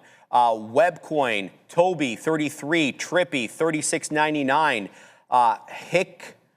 Hicka, okay, sorry. Who else? Champ, 24XXU, Steven Anderson, Steph, JP, 25.99, Gerald Harris as well. Go ahead, have a look in the chat to see if you were one of the recipients of the YouTube memberships that we have here at Trader TV. And now that you guys, the people that I just read out there, you guys are members, let me just tell you, you guys can mosey on over to the Trader TV Live homepage right here and click posts right there on the top, and then get the morning note every single morning. You just mosey on down, it says members only, hit read more, and hit that. New Trader TV, or this is gonna be my new morning note, starting next week. We're completely doing a revamp. It's gonna be less focused on the news and more focused on the technicals. And we're gonna be talking technicals, we're gonna be talking intraday trades, specific setups, and we're gonna be talking swing trades for specific setups. So the morning note changes on Monday. It's not gonna be as news-based as it has been. We're gonna try to tailor it to a bit of a different audience and see if, you guys like that a little bit better. So that's kind of what we're doing, and keep that in mind. So a new one coming on Monday. A couple of trades here. SCHW continues to have big buyers at 5, but not enough to kind of get this one to rocket up. I am a little concerned that this one does lose trend, but there are buyers stepping in here. I can see on the time and sales and the level 2 that are stepping in at 5. So I'm kind of concerned about this one, full disclosure, but it seems to be holding for now. The other one that I'm very close to getting stopped out at, if it loses the candle low, the 1205 candle low, which is 338. So if it drops down a little bit more, I'm out of that one. We're in at 41. So we won't be losing that much, but a break in trend nonetheless. So keeping my eye here on EVTL and SCHW. Leanne dropping 5 in the chat. Say Lila love. Love you guys are my faves. I've tripled my account in 6 months. Can we do this, Joey? Money. That's ridiculous. And just as you're doing that, Leanne, SIDU is breaking out. It is on the move up into the high of the day, 539. The DO is on the way to the $0.50 here. Keep your eye on SIDU. It is breaking out and looks quite good. So keep your eye on this one. There is obviously some resistance initially at 5 1/4. So if it does come back in, that could be a bit of a buy area there, Joey. All right, man. Good stuff. Good stuff. Congratulations. Congratulations. Leanne. Yeah. What song is that? Post Malone, I think. Anyways, aside from that, guys, let's see what we got going on. It's the same stuff. Like, I'm going over the same names here. So put some stuff in the chat. Let's go over some options activity. I don't think we've pulled up the chain yet here today, aside from this morning. We're talking about the bull call spread, how we can manipulate things here within the contracts, how we can use different things. So I'm going to add that to the morning. We'll just come up with more strategies. We'll do a quick rotation. We're heading into earnings season, so there's going to be multiple plays. Speaking of, boom, light bulb moment. I don't have that one there. Let's head over to Nflx. All right, super chat. We're gonna go over that super chat here momentarily. You can pop it up anytime you feel like there, Assassino. Check out SMR. Names are all right, strong today, Joe. Eric. Yeah, Eric Juarez. We could do anything for you, my friend. Okay. Uno momento, though, amigo. Let's go over to our strategies and see what we got on the straddle. Okay. Look at this. Bang, bang, bang, bang, bang, bang. Oh, okay. Yeah. There it is. So this is it. We're going to do this. We got Nflx. We're going to go at the money. We're going to see what we can potentially get. Both worth the same? Okay, that's interesting. The 109, also 43.9%. That's not too bad, guys. Considering we're 22 days out, if you're looking for that earnings options play, this might be the at the money strike that you're looking for, and then essentially what you want to do is have it one way out the other. It's going to cost you a pretty penny, though. We'll go over to our risk profile and see what we got going on. You have to combine both more, so it's going to be around like $900 or something along those lines, $953 for that. Let's talk a little bit more about this when we get back from Madeira. I just want to mention there's not much of a move on this yet, but I do think it is worth noting. Seeing a report suggesting that DraftKings, or not DraftKings and Flutter, but keep an eye rather on DraftKings and Flutter as we get a report suggesting that the NBA is in talks with Kalshi and Polymarket for a prediction market deal. So again, prediction market deal with NBA on watch as such. Some of these sports gambling names like Flutter, like DKNG, potentially on downside watch. Again, they're not really moving too much. They both did get kind of a noticeable wick on the last 30-minute candle. Back to you. So this is what we got. We'll take a look at the probability of profit, 42%. Max return, obviously it can climb as high as it possibly can go, but then also your max loss around $950. Your break even is going to be at 118.52 to the top side, or at what 99.48. All right. So that can be your potential straddle play leading into the earnings report this evening. But one thing to note, and I think it's really important, they look fun, right? You have to pay $900, but you have to take into consideration you need to exceed the expected move. Okay, that's really, really important. Another light bulb moment there, Shreve. Let's pull it up. Let's see what we got from an expected move standpoint here on Netflix. We'll pull up Netflix here. We'll pull up our old option. Boom, and we'll see what we got. EBM is breaking out, guys. Big move. Go ahead. Just letting everybody know. All right. Let's see what we got here. Going with that expected move, we have approximately a 13. Oh, that can't be right. Okay, so yeah, expected move around 5.9%. Okay, with implied volatility uptick, but we have a low of potentially 102.31 and a high of 115. Okay, we are looking at the options chain 110. There's a supply zone. I think we're going to beat that, and especially during that report, if the move is to the top side, you can absorb all of that liquidity. What do you have, Sri? PBM, guys, here we go again. This is ripping. 790 high. I've got 681, so we're $1 in the money. That's 791. Limit up 797. There's the halt parameter. We're going to get caught in this halt. Let's see if this actually halts. This could be a false halt. We need 10 seconds in this parameter. 797 is the halt level. 3, 2, and there it is. We are halted up 797. Having halted the exact time. 12:20:51 is the last print that I see there coming in on the dark pools for 5 shares. So good look here, guys. Beautiful halt up on PBM. Clean. Look, I gave this not too much risk. Got in 670. I thought it was 675. 681, so a little slippage there. That's okay. I was giving it to the $0.50. I said, look, the $0.50, we always talk about clean area of support and resistance. And, I thought was about a 30 penny risk there. So not bad. Looking for a little bit more. Let's see what the tap is. The tap is already showing $8. So the earliest we'll be open is 12:25:51. So a little bit before 12:26. We'll see what this one has to offer. Separately, I did get stopped out, and I had a good amount of shares here on ACHV. I tried to basically look for that $5 hold. It didn't hold 5, so we go negative on ACHV, sadly.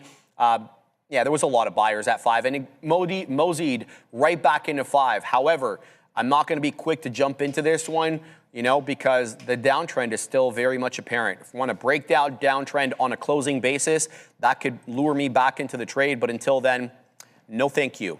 SIDU, continue to trade at highs, 542. The DO is on the way possibly to the $0.50. It's not a big, mind you. It's about like 10 2/3%. So it's not like it's not going to be on everybody's radar, but if you're small cap gapper inclined, you likely have a look at this one. And why is this on the one? All right, guys. By the way, Onfo is losing trend and losing it in a hurry. I'm willing to bet the locates are a bit expensive on this one. Neil, just for what and giggles, can we find out what ONFO shorts would cost? Just so they let everybody know. Thank you, Neil. So that Onfo trade, this is kind of that lower high setup that we were talking about. I used to look at these setups, not even that long ago, as good quality setups. When you have a downtrend break, it holds that VWAP, makes a new high. But this is, starting to look like more of a short setup than a long setup, where it makes that lower high into a key area like $2 and then loses the bid here. Now, it's going to be whether or not it loses the $0.50. We'll have to wait and see about that. So in focus for that one. Also, I'm still interested in EVTL, I'm not going to lie, because it's right at the 20. If this can reclaim the 10 EMA on the 5, which is the green line, then I'm going to be looking to go long again on this one. But EVTL, I don't think is done. We'll have to wait and see if it presents us with something. ACHV, the kind of same thing. 0.5 cent per share? Thank you, Neil. I appreciate that. So Neil hooked me up with some info there. So maybe, just maybe, Joey, we'll be looking to go short on info. I don't wanna get my face ripped off here, but we'll definitely be looking at something like that. Let's see what time it is right now. Okay, so it's 12:24. We have another almost 2 minutes or so before PBM resumes. Oh, there's my man, Adam James, frickin' abroad. $2 super chat. PBM daily, $9 resistance, then clear. 2 mid-teens LFG. My man, let's take a look at what Adam James abroad is talking about there for resistance on PBM. What do we got? What do we got? What do we got? Let's go 4 hour. Okay, 4 hour. So $9. Couldn't agree more, Adam.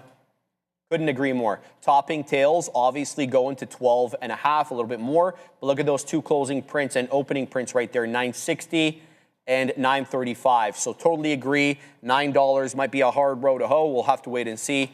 But what time is it? We need to be ready. So we're still about a minute away, Joey, before PBM opens up again. So we'll hold off. We'll see exactly what the deal is. But the tap, my man. The tap now showing 840, guys. We halted 797.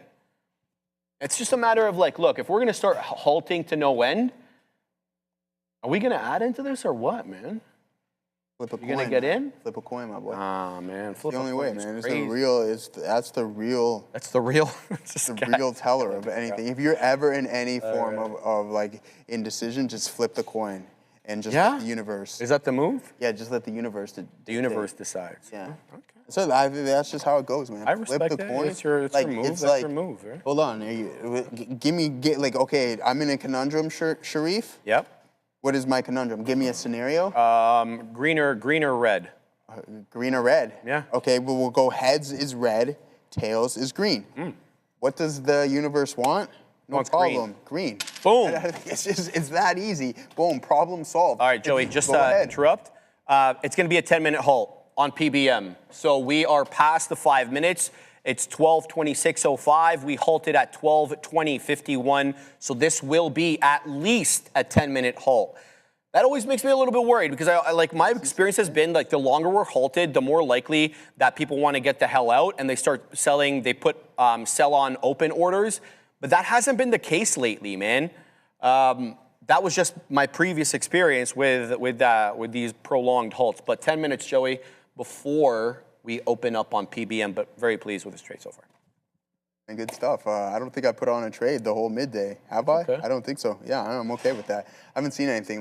We missed that 42.40 mark here on IBIT as the market is slowly starting to come back in. Is this dip going to get bought back up? Maybe, possibly. Robinhood starting to sell off of that $87 high. Now down, 88, roughly 88, a little bit below 88, now down to 87.37, looking like it wants to continue on that path. We also have Tesla moving lower. We have MF Dangerous. Gifting 5 Trader TV Live memberships. Dangerous. What's going on? Who got one here? Bit Control 69. All right, Pathic got one. BDC, DJ UC, and Savage Inc. 404. We have a highway there. Oh, okay. I know where you're from now. Joey 3 a days. Yeah, exactly, man. Thank you for that, B-Town. No, and there you go. Congratulations to all of you. Wow, 5 memberships from our boy Adam James, MF Dangerous, Adam, Crazy Casey. stuff. They're all doing it freaking live, man. It's as live as it gets, man. But in all seriousness, Sharif, whenever you have a minute after we go back to you, show them what they get with the membership. I will. I shall. Set that up there. Yeah, it's all good.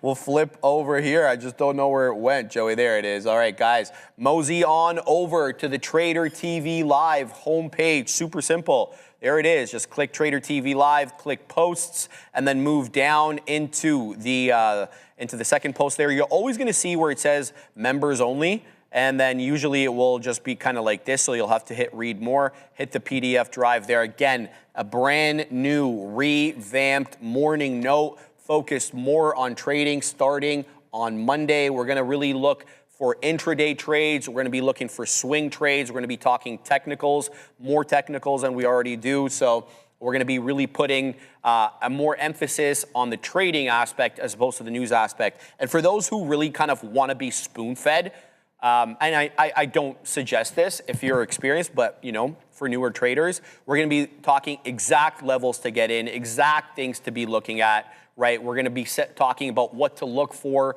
in terms of news catalysts. So very, very trade-centric morning note coming on Monday. Hopefully you guys will like it. Oh, you're adding a new one in there? It's going to be an entirely new morning note, less focused on the news. So you know how we have the news segment now, and we kind of use that? Yep. So in the morning note now, there's the technicals, and then there's the bias, right? Yep. On the side. So that kind of gives you an idea. Now you're going more. Now we're really just, there's going to be basically 3 categories in the new morning note. The story, the levels, and the trade. It's going to be that simple. 3 categories.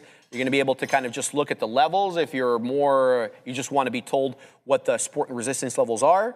And then if you want a bit more of a nuanced entry for intraday and swing, we're going to be putting that under the trade heading. So coming Monday, hopefully you guys like it. All right, man. Good stuff. Coin, don't tempt me with a good time here. Gorev, let's see what coin is up to on the 5-minute time frame my boy is referring to. Is it at the highs or is it at the lows? What do we got going on? Ooh, that's a nice one. 198. Yeah. Ooh, volume supporting it as well too, Gorev. We really like that one. I was looking at Bitcoin here. I missed the 40s entry, so now it's continuing to slide. I'm not going to chase it all the way down here just because of my risk to reward. I'm just going to try to get in at the best place possible. But yeah, that's not too bad. You said 5-minute. What is the 1 minute telling us? Volume. You can see that within 1 minute is essentially the majority of it coming in at that time.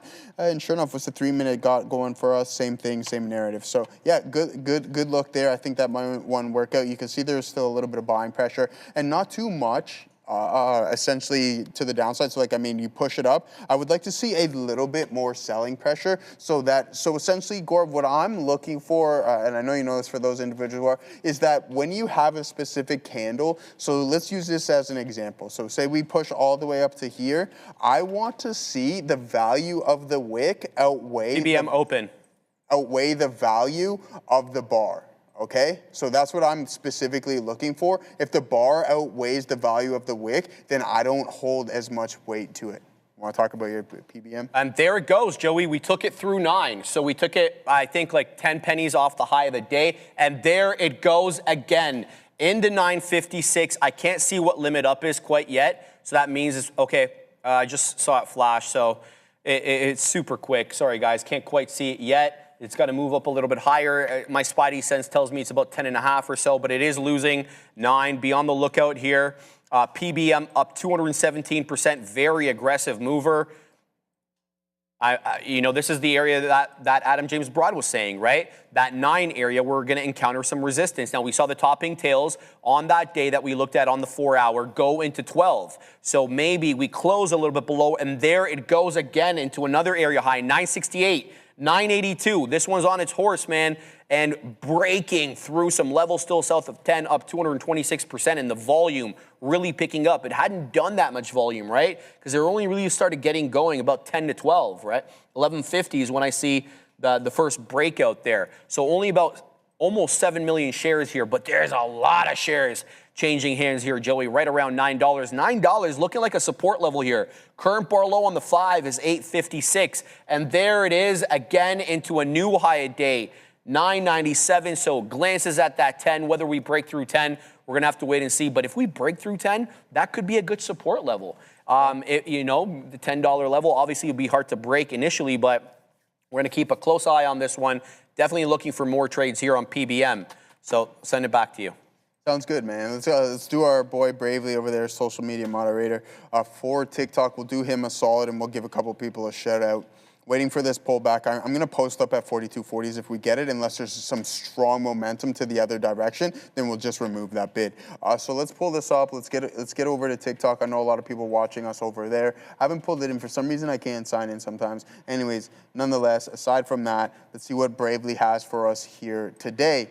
You usually said thanks, Joe, for the shout outs. So we have in the chat over there Nick Miller, Sensei, Talent, Jenny Cordano, Confused, also Jess, Edu, Cloudwater, Kingpin, and John McWayne. Ooh. John, get it. Yeah, John. Jose Garcia, XSN, Eric, MM, and a couple more here, guys. Ant, Gagan, Steven Jackson, Mr. Felix Max, and Sherlock, not Holmes himself. There goes the market, man. A nice, there goes the market, a nice move down. I mean, like here it was, you're just a little bit early. Some news are probably about to step in here because we're starting to move with extreme velocity to the downside. Break of key support levels, Robinhood breaching the volume-weighted average price, Tesla breaching. You have the SPY in the NASDAQ, now south of VWAP. So all of that recovery, just liquidity grabbing essentially all of the trapped shorts up there and then decides to curl around. You can see the volume drastically start to pick up. I wouldn't be surprised if we get some form of a news headline momentarily because across the board, there's a lot of selling going on, all right? There was a nice signal there on coin. I hope you took that one, Gorv, as it gives you multiple points off of that high. Bitcoin, we missed that train. Robinhood, a nice trade there. And then also Tesla. How has NVDA been performing? Starting to slide as well. Volatility starting to uptick. So I'm curious to know what's going on here in the overall market. It could just be a technical breakdown, but I don't think that's necessarily going to be the case. So we'll be patient and wait for that headline to step in if there is one that tells us, hey, this is why we are selling. But then with that being said, I like it. What happened yesterday? Okay, let's head over to yesterday's session.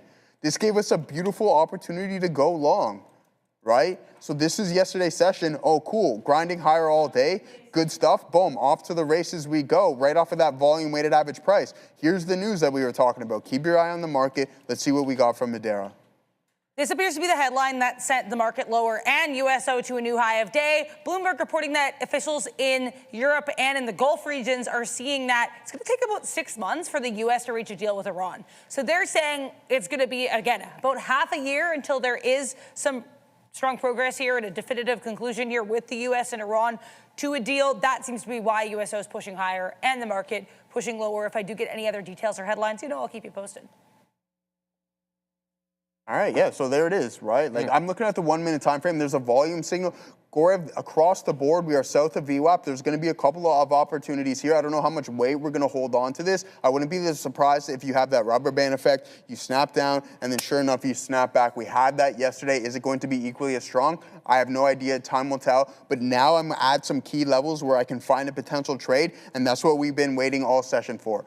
Just like that. Imagine I decided to go long up here and then, oh yeah, cool, 6 months from now we're going to come to some form of a deal. No, that's not necessarily what I'm looking for. Let's see. We got some good opportunities. Now we got to find something to get involved with. All right, man. Weeping leader, Sharif, Joe, for as big as the show is, why don't you guys have a Bloomberg terminal? Bless you, Fabian. Oh, he's machine gunning there. That's Ramin. That's Fabian, brother. Yeah. We do. The back-end office has Bloomberg terminals. They also have Icon. I don't know if you guys are familiar with that. That's a different one. But here we kind of don't need it, right? I feel like that's probably a bit of a different trading setup there.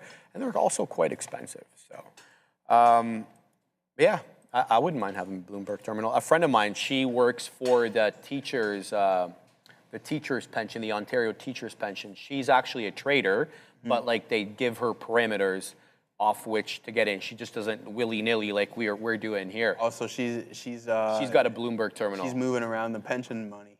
She's moving around pension money. She punches into positions for them long term. Yeah.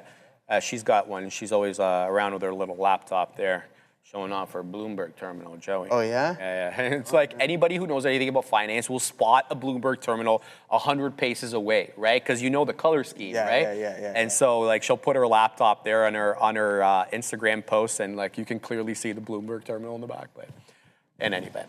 Guys, PBM, all over the place, man. 997 high, so it does reject 10. Adam, I think you're probably spot on with this one. It does look like it's having a lot of trouble closing anything above 9. In fact, on the 5-minute chart, it hasn't closed above 9. Obviously, breached 9 pretty aggressively into the 997, but it's at the volume-weighted average price. The current setup on the 5-minute chart is not for me. It's got lower lows and lower highs, so unless it changes its tune by changing trend, I'm not getting involved at the moment with PBM. I do, however, want to see if I can go green on EVTL. Here it is again at the volume-weighted average price. It's got a bit of a double bottom, 326 low, 326 low, showing 328. Let's see if we can set up a bit of a trade here. 328 I said, right? 326 low, 326. Those are the closing prints, okay? So when we go 3, all right, there we go. So let's see if we can get in here a little bit, and then we're gonna go 323 for our out. So we're giving EVTL another opportunity, or another shot here, I should say, at the volume weighted average price. We'll see if we can catch a bit of a bounce up. It was an aggressive retracement from 355. I've got 329s on now. Let's see. So my 1R on this one, I'll give you guys my levels. So we're in at 29. So that makes 1R for me at 35, 2R at 41, and 3R at 47. So let's pack the patience, see what we can get on this monster. Also, I want to talk about the SIDU, that is, showing some possible bullish signals here with the breach of the 10 EMA, but kind of holding support. You can see generally at that pre-market high. Now, it did wick below, and it's still got a lower low and a lower high setup on the 5-minute chart. However, something to be looking at here, as this candle is looking awfully hammer candle-ish there, Joey. So that is in focus as well. ONFO, I'm feeling, Neil was nice enough to get me shorts on this one. I just got stopped out for like a 1 penny loss. I didn't really give it much in the way of room at all, but I am definitely looking at setting up another short position here, especially if it keeps rejecting this 156 area, which is kind of like no man's land. But to be honest with you, that's where we were holding up before. Triple bottom there between 1130, 1135, 1140, the low of which was the mid 150s. And here we are again, kind of rejecting that mid 150s area as a level of resistance. Continuing to hold EVTL here, Joey, looking to set up on ONFO short. Good stuff. I mean, there it is, guys. This is the bounce back that we were talking about. I still don't see anything that says, hey, Joe, get involved just yet. I think that this pullback volume, aside from like this downtrend, you see how it just seems relatively weak, and it's giving me curl over vibes. I could be totally wrong. I was looking at IBIT as well, too, off of this low 402. You get 10 cents just like that off of that level. But the SPY bouncing it back pretty aggressively, and the same thing with the TQQQs. So same narrative as yesterday. You grind, and then you have that one volatility spike that steps in, and then sure enough, you rebound back just a couple minutes later. We're not back at the highs of the days, but maybe that was enough liquidity that was absorbed in order for us to climb a little bit higher. So we'll be patient. We'll wait for some higher quality opportunities. Those indecision prints off of the lows is ideally what we want to get involved with. We didn't go south of VWAP. That's what I was more or less looking for here on IBIT. We held above it, so that shows some signs of strength. Tesla still hovering around. We'll wait for one more pullback on that one, and maybe we can get a continuation in the long. But the market's recovered. I wouldn't be surprised if some chop steps in. We talked about the inside day on Tesla. Same thing with the SPY. We break through the highs. The NASDAQ breaks through the highs. It sells out of the first 15-minute opening auction and then does a complete recovery as NVIDIA, Google, and some of the other larger cap names decide to fully recover here today. So let's see what Adair's got. I have news on a stock I know you are actually a fan of here, Joe. It's called CrowdStrike, CRWD. We've got George Kurtz, CEO of CrowdStrike, announcing on social media that OpenAI has officially selected CrowdStrike as of today to be part of OpenAI's Trusted Access for Cyber program. So again, CRWD with an OpenAI tie-up. Looks like a good news catalyst here for CRWD, but it cannot get over that 420 level. Back to you. Shadow CrowdStrike, I mean, I like this name here. We'll see. We'll pull it up. I know Adair just had it. We'll break some more things down. We had that technical trend line break. Couldn't hold that. It did find somewhat of a rebound, but nonetheless, it did give a little bit of it back. So we're stuck in this consolidation. Nice double bottom right here at 363. Maybe we can continue. I think this is going to be a key pivot. Adair was talking about that 420 mark. There's also a pivot right there around 420, 425 that it needs to breach. But this is going to be that key level. First things first, you got to take a couple of steps. That wasn't me. That was Neil. Oh, hey, bang. All right, hey, what do I know? So hit that one on the weed Batman. The weed Batman.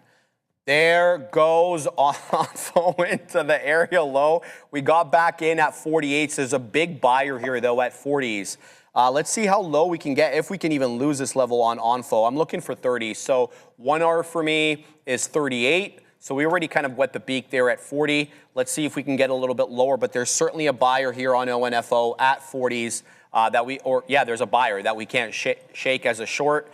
Let's see some good size stepping in on the bid. Now, it's always weird for me because I always have my eye, most of the time, fixated on the ask to see who's blocking my way up. I do look at the bid, even though when I'm going long, just to see who's backstopping me, but I don't fixate on it. Now I'm kind of fixating on the bid, so we'll keep eyes on that, guys. Packing the patience there. Also, in EVTL, looking for a VWAP bounce, but this is not being met with any aggression here, so I just may get out of this. This doesn't look good. I'm in break even at the moment. It's quite anemic. There's like nobody stepping in. You'd figure there'd be like some orders there ready to go, but not really. But this one, breaking out, Bovin, you called this, great call out, ENVB into the high of the day, breaking through 3, it's up to 308, up 48%. Good volume on this one, Bovin. ENVB is the ticker, and it's done about 4.3 million shares on the day because it's a new one. It started really showing up volume-wise only at about 1225. Look at this candle here at 1220, did 58,000 shares. The subsequent candle up to 282, almost 300,000. So great look there for ENVB. That one is going to feature for me here momentarily as we're taking PBM off the side chart as it has lost trend now. So all eyes on ENVB, but I also want to mention as well that the SIDU breaking through that 530, nice kind of support right at that mid-teens area of the 5s, and here we are again approaching the third of a dollar. So focusing on ONFO, focusing on EVTL, but running out of patience, Joey, with EVTL. Yeah. All right, guys. Yeah, I mean, you typically pack the patience there, Sharif, so maybe we get back to packing. I know you can run out of patience. I do the exact same thing. But anyways, aside from that, guys, what do we got going on? Are we going to, again, I don't want to get too antsy and just put something on to put something on. I just don't think that's the right way to trade, and that's not what we want to display here. But Bitcoin is looking somewhat attractive. Am I going to talk myself into this potential trade? Most likely. I mean, it is what it is. Step 23 in a two-step process, we're looking for that climb back towards the high of the day. Things might take a little bit longer than what we're expecting. You can see the curl over in the 1-minute time frame, right? So if we do head lower, starting to form somewhat of a head and shoulders. The more I look and the more detailed I get into, shoulder 1 head, shoulder 2 starting to be formed, and there's clearly a resistance zone at 42.20. All right, so we have to keep an eye out on that support level at 42.15, a shelf being formed. At this point, at this pace, I wouldn't be surprised if we head back in towards the volume-weighted average price. Robinhood doing the same curl over, and then we have Tesla as well. So, I mean, the volume is there. It came into the market. Are we going to rebound? It might take a little bit of time, but if you think about it, and you zoom out a little, I don't know what you're going to ask me, but or I don't know what you think of this. What is the primary trend of the day? I think it's a little bit difficult to say because, one, here on Tesla, you haven't breached the pre-market zone. You haven't breached the opening 5-minute drive high. So what are we fully intact? Is this just a secondary trend before you take an additional leg lower? That's the thing about trading. It's just consistently incomplete data, and you have to be prepared to understand that anything can and will happen, essentially. So I got to find a direction. If it doesn't fall on my lap, this is a good hold up here in IBIT. That's a good, solid sign of strength. Can we break through 42.20? And then now what we would want to look for is a potential hold of that 42.15 range, and then maybe we can get that nice curl over and continue to climb a little bit higher. So that's just me game planning. Tesla starting to head towards a key pivot high. TSLL 13.12. 1320 is going to be a key level as well. And Robinhood, not as strong as it has been over the past couple of days. All right, 2 topping tail candles, Joey, through 3 on ENVB. It doesn't look good here. So a failure of 3. We're still above VWAP. We're still above the 10 EMA. Here comes VWAP. We're losing VWAP here on ENVB. Oh, this is ugly. I just saw the limit down, 240 something, no, 230, 233 limit down. Here we are. This could halt, man. Unreal. That was really close to halting, but ENVB giving it up in a hurry. That is ugly.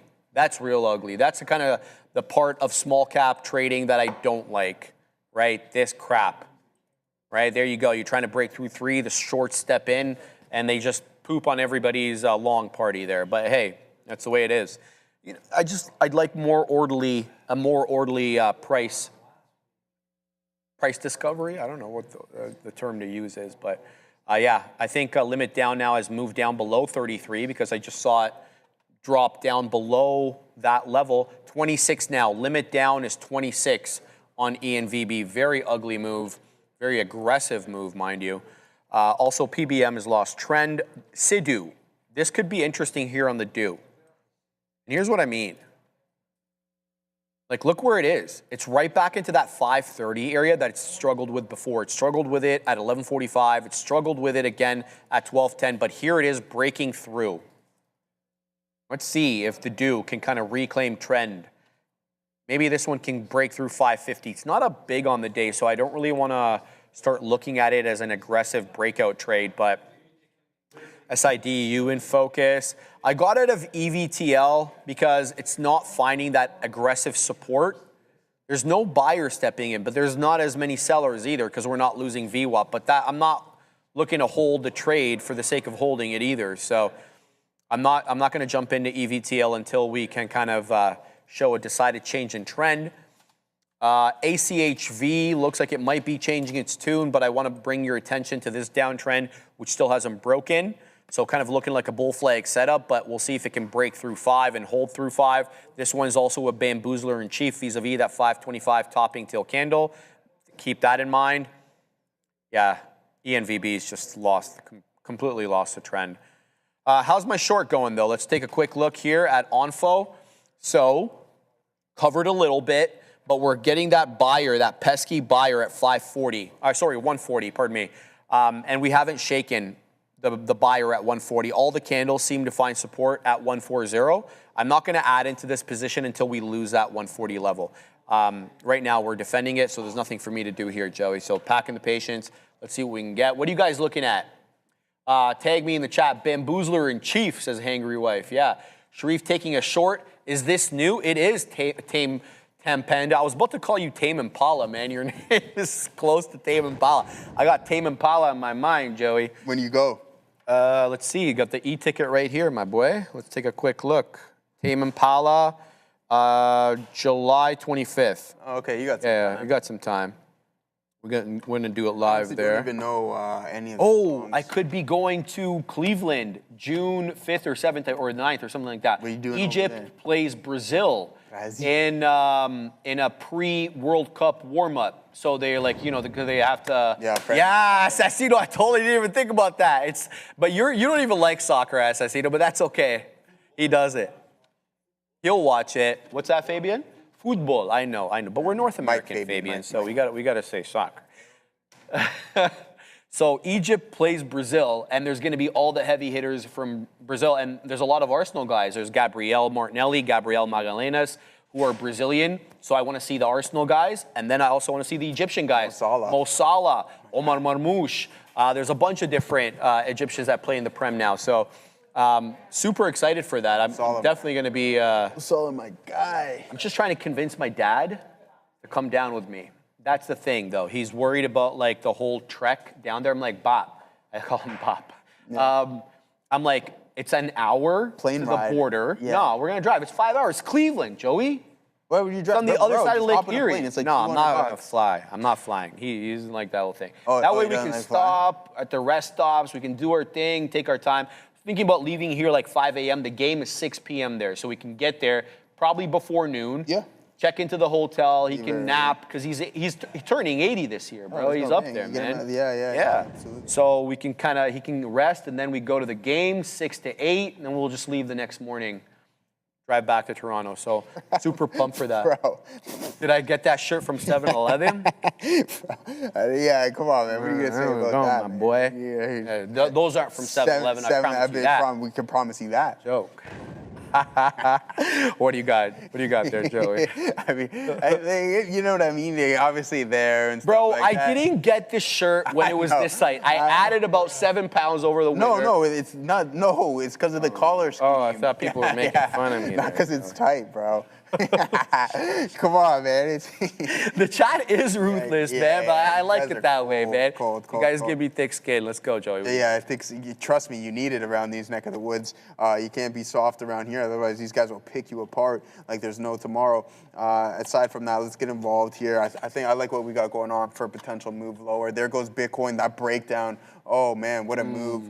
71s. We're going to head up to, let's see if we can catch something as high as this here on the Robinhood. Oh, man. Is it? Yes, it is. One more uptick. strong move to the downside, that head and shoulders pattern that we were talking about not too long ago on iPay coming into full effect. You catch the top end of this range. Let's see if we can get this same move here on Robinhood. So yeah, it's moving lower. I'm posted up at 75s, 86.75. I don't want anything less than that. So that's going to be my short move here on Robinhood, forming the same type of pattern. But there it goes. It's aggressive move. If I missed it, I missed it. So be it. Let me ask you something. Robinhood or SoFi? You have to choose one. I think that's punch in. I think that's already like it's established. So it's Hood.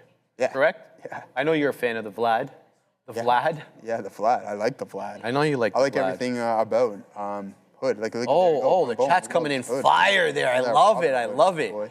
Yeah, so, but tell me why, guys. I mean, like, do you like the trading aspect of Robinhood that SoFi doesn't have, right? And maybe the prediction markets as well, because I think they threw their hat into the prediction market. I like just like the tokenization of private equities, the tokenization of equities, essentially. Robinhood going to be at the forefront of that. So I think that's really what they got more going on for them than SoFi. That doesn't make sense, actually, to be quite honest with you. But I do like the lending aspect of SoFi. Yeah. Because we know that, credit card delinquencies are increasing, not a lot, to be fair. Car payments as well, and they do all that refi. They do that refi, at a lower rate, right? I wish we had somebody like that here. So say, for example, you had like a few grand, maybe 10, 15 grand of credit card debt you're paying like 25, 30% at, right? You come to refi that here, they're going to be like home equity loan or take a hike, right? There's nobody of the SoFi because class to help people refi high interest debt in Canada. Not that I know of anyway. If you guys know somebody, I'd like to hear about it because my company is Canada. In any event. Yeah, Wealth Simple should get into that, to be quite honest with you, but I don't think they are. All right, guys, keeping a close eye here on Onfo as it's coming back into my level here. So let's see if we can clear through that 155, 156 area that people were selling at. Now, we were rejecting the 50-period moving average on the 5-minute chart, and here we go again. We're at it right now, so keep an eye here on ONFO. It's trying to reclaim trend. If it does, I'm getting the hell out of there because I'm short. Joey, what do you got? I'm looking at here, like it's just like, man, we post up, we're waiting for that level, and there's zero chance that I'm chasing this Robinhood short. Like, either give me the price I want or I'm not going to get it. But it's frustrating because we have this move up and then it doesn't even take a breath. Like, we're right there, a couple pennies away. Give me the fill, essentially. If it gets that bounce up and view up, I don't know how much I'm loving it because this is the break that we wanted. 75, it gives you 30 cents just like that. So, I mean, the market is slowly starting to come back in. We had that aggressive move to the downside in Bitcoin. Now you're starting to see that in Robinhood. The market's still holding up relatively strong. Tesla at the volume weighted average price could be a potential long here. Ooh, I might like this one as it's bouncing. A nice indecision print on this secondary trend line. If this holds up, we get a couple more strong prints, then maybe we can get a continuation to the long side. So I'm going to be keeping my eyes on this. Maybe we remove the bid on Robinhood and go for the long on Tesla. Yeah, I'm doing it. All right, bro. There's a green signal streak. I'm honestly, like I'm honestly going to go. I'm going to put 2 risk units on this bad boy, to be honest with you, to see if it's going to work. It may or may not. That's usually typically how things go. We can always do a coin flip to see if it's going to work. But other than that, let's get involved here with some Tesla. Because, I mean, some couple signs of strength. Bang. There we go. Rocking and rolling. Let's go. We are pressing it right now. I'm not going to lie to you. We're going to give it not too much room. If it breaks that candle low, then we're out of dodge. I doubled up my risk on that one. So let's see if we can get this to work for us. EVTL, it just broke out into 333. It held quite well. So I feel a little bit bad for not holding this. But it's still really, it's bounced a little bit. I'm going to need to see a little bit more. If it breaks through the 10 EMA, which it's at right now, EVTL, that is, on the New York, then I'll get back in. But for the moment, I'm not going to touch this one. Just because, well, it's away from VWAP, and if it's going to resume trend, fine. But it's going to have to show me a little bit more here, especially where we know we encountered resistance earlier on at 335 that we couldn't shake. So let's see if we can shake it now. If we do, and we do it quite decisively, EVTL is a possible long into that $0.50. It's a 355 high. So a good area to have your profit takers for if you don't use 1R, 2R targets or whatever, risk targets. That's one thing I'm looking at there. But we're going to start the new segment quite shortly here, as we do have a lot to talk about. Cool Brio, CDNA off VWAP if it clears top. Let's have a look at CDNA for the OG Cool Brioche. I want to just mention Frex. Go ahead, Joey. Frex right now is well, not right now, but what I've noticed as of late, relatively expensive gateway. All right, so I've changed a couple of my hotkeys. Interesting. Yeah, it's pretty expensive. Which is what I asked you. I remember relatively asking you speaking, that. because I remember like I'll trade like a couple thousand shares here and there, and what I was using on ArcaBook, which you collect a rebate, significantly more expensive. That's fair. Yeah. All right. Let's put in a beak wetter here for Onfo. Here's CDNA Cool Brioche. And what is the thing up on the day? It's up, yeah, not bad, respectable, 23.5%. I see your point about VWAP, especially if it clears the recent top. The recent top for me, Cool Brioche, is this 1050 candle on the 5, the high of which was 2262. That's the official high of the day on CDNA. It looks like it's respecting VWAP, but more of a range trade, I would say, than a breakout trade. So here's the range as I perceive it, $22. And you can see most of the closing prints, save and except for that breakout there, reject at 22. And then to the low side, Joey, I'm kind of seeing, let's have a look here, about 21, and I want to say 21 and a quarter. Obviously, you have outlying areas. I trade it basically as that until it shows me it's either breaking down, losing VWAP, or breaking out decidedly above 22. But for the moment, I don't think it is. But your point well taken there. If it does clear the highs, you're likely on the way to 23. Whether or not you get that, well, let me know. Keep me updated about that. So, yeah, so the only trade that I have right now is Onfo, and I'm taking a small share size here, guys, because I don't typically short these, so we're just kind of getting in the swing of things. But I'm very interested in entering EVTL as a long if it shows me exactly what I want here. And it's on the way to 335, where we know the sellers have been stepping in basically all day, saving except for the breakout there, which didn't last very long. And right back down we go, kind of consolidating between the $0.25 to about a little bit above the $0.33 on EVTL, up 25.5%. We're going to Adara at the big desk. In focus, we do have here Ukraine reportedly hitting Russia's Tsla'S oil refinery. So oil catalyst now in the other side of the world here in Europe with, again, Tsla'S, Russian oil refinery reportedly being hit by Ukraine. Back to you. Thank you very much. Yeah, I got it right away. Like, I mean, 4 cents, it wasn't going to work. I mean, it's coming back up there, but we'll take one more attempt on Robinhood. I'm not going to try the long. We're not at VWAP. We're closer to VWAP on Robinhood. If not, if this doesn't work, man, then we're just going to be chilling out for the day. Clearly not in sync. We had the earlier short, and then that's it, man. We take a little bit of a break. We accept it for what it is, and then we come back tomorrow and try to do the exact same thing. So let's see if Robinhood's going to bounce for us, if we can catch a fill. Posted up at, what, 41s?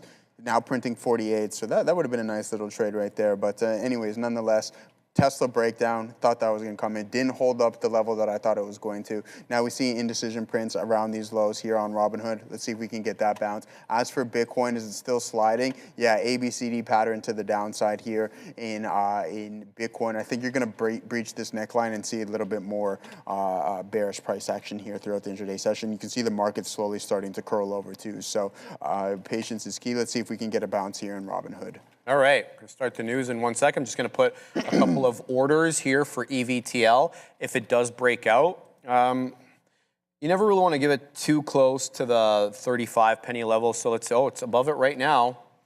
EVTL could be him here. I don't know why let's see, what's the current prior bar low? 326. So let me just set up my risk here on EVTL. So 326 is prior bar low, right? So we go 325. It's already breaking out here. All right, so not a bad look on EVTL. We'll go live. There we go. All right, so let's see if we can get into that, and then we'll give it to 325 on the way down. Good. All right, that's fine.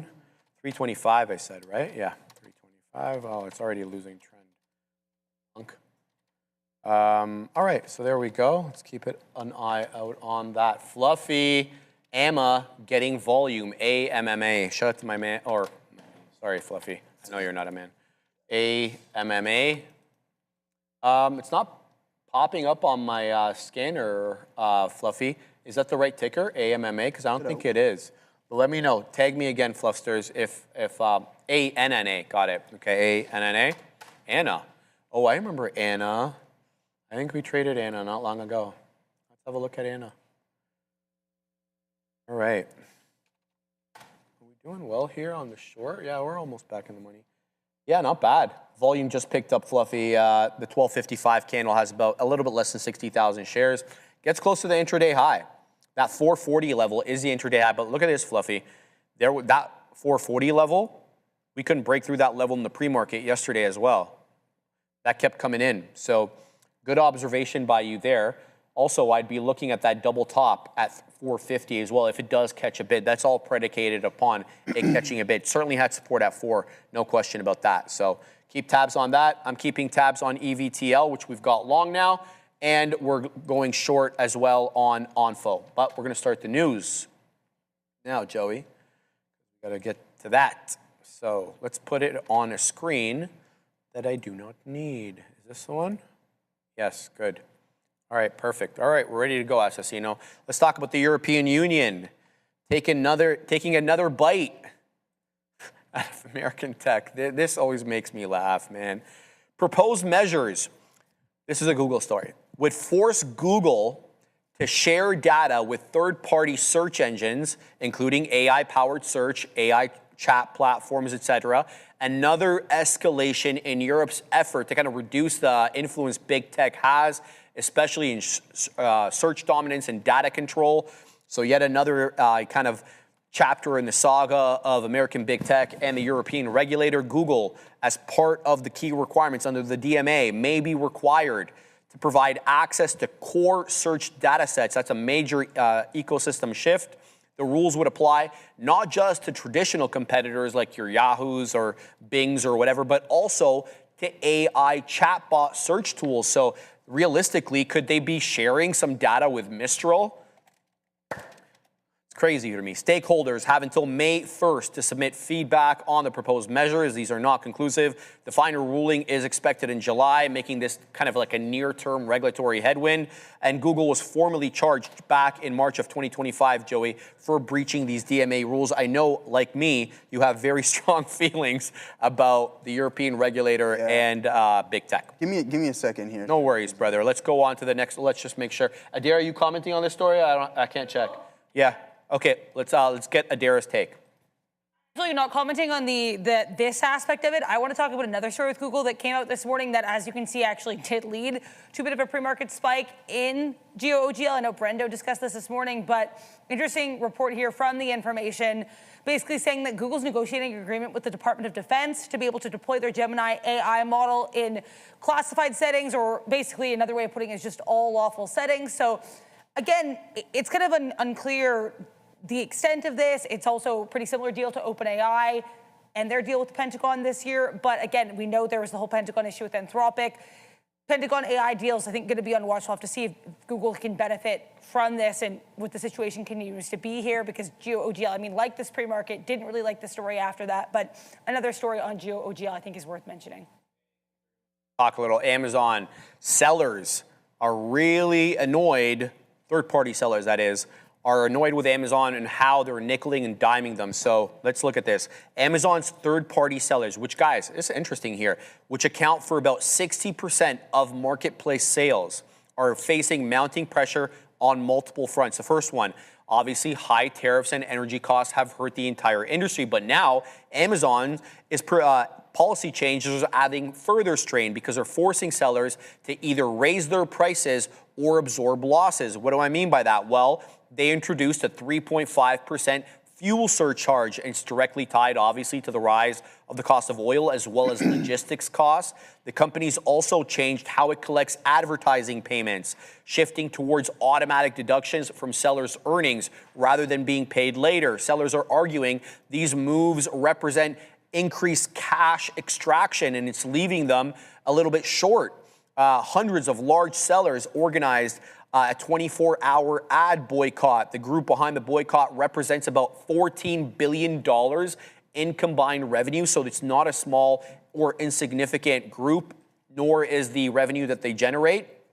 Amazon now delays payouts until 7 days after delivery versus 7 days after shipment. That's tightening the liquidity for these sellers whose turnaround time increases based upon when it was delivered as opposed to shipped. Sellers say this creates a significant working capital squeeze, and smaller operators are struggling with things like payroll, inventory, supplier payments. Seller services, though, just to give you an idea of how important this is for Amazon, they've grown 400% in almost 10 years, 2017. That is how many private sellers are selling, third party, I guess you call them, on Amazon as opposed to Amazon corporate.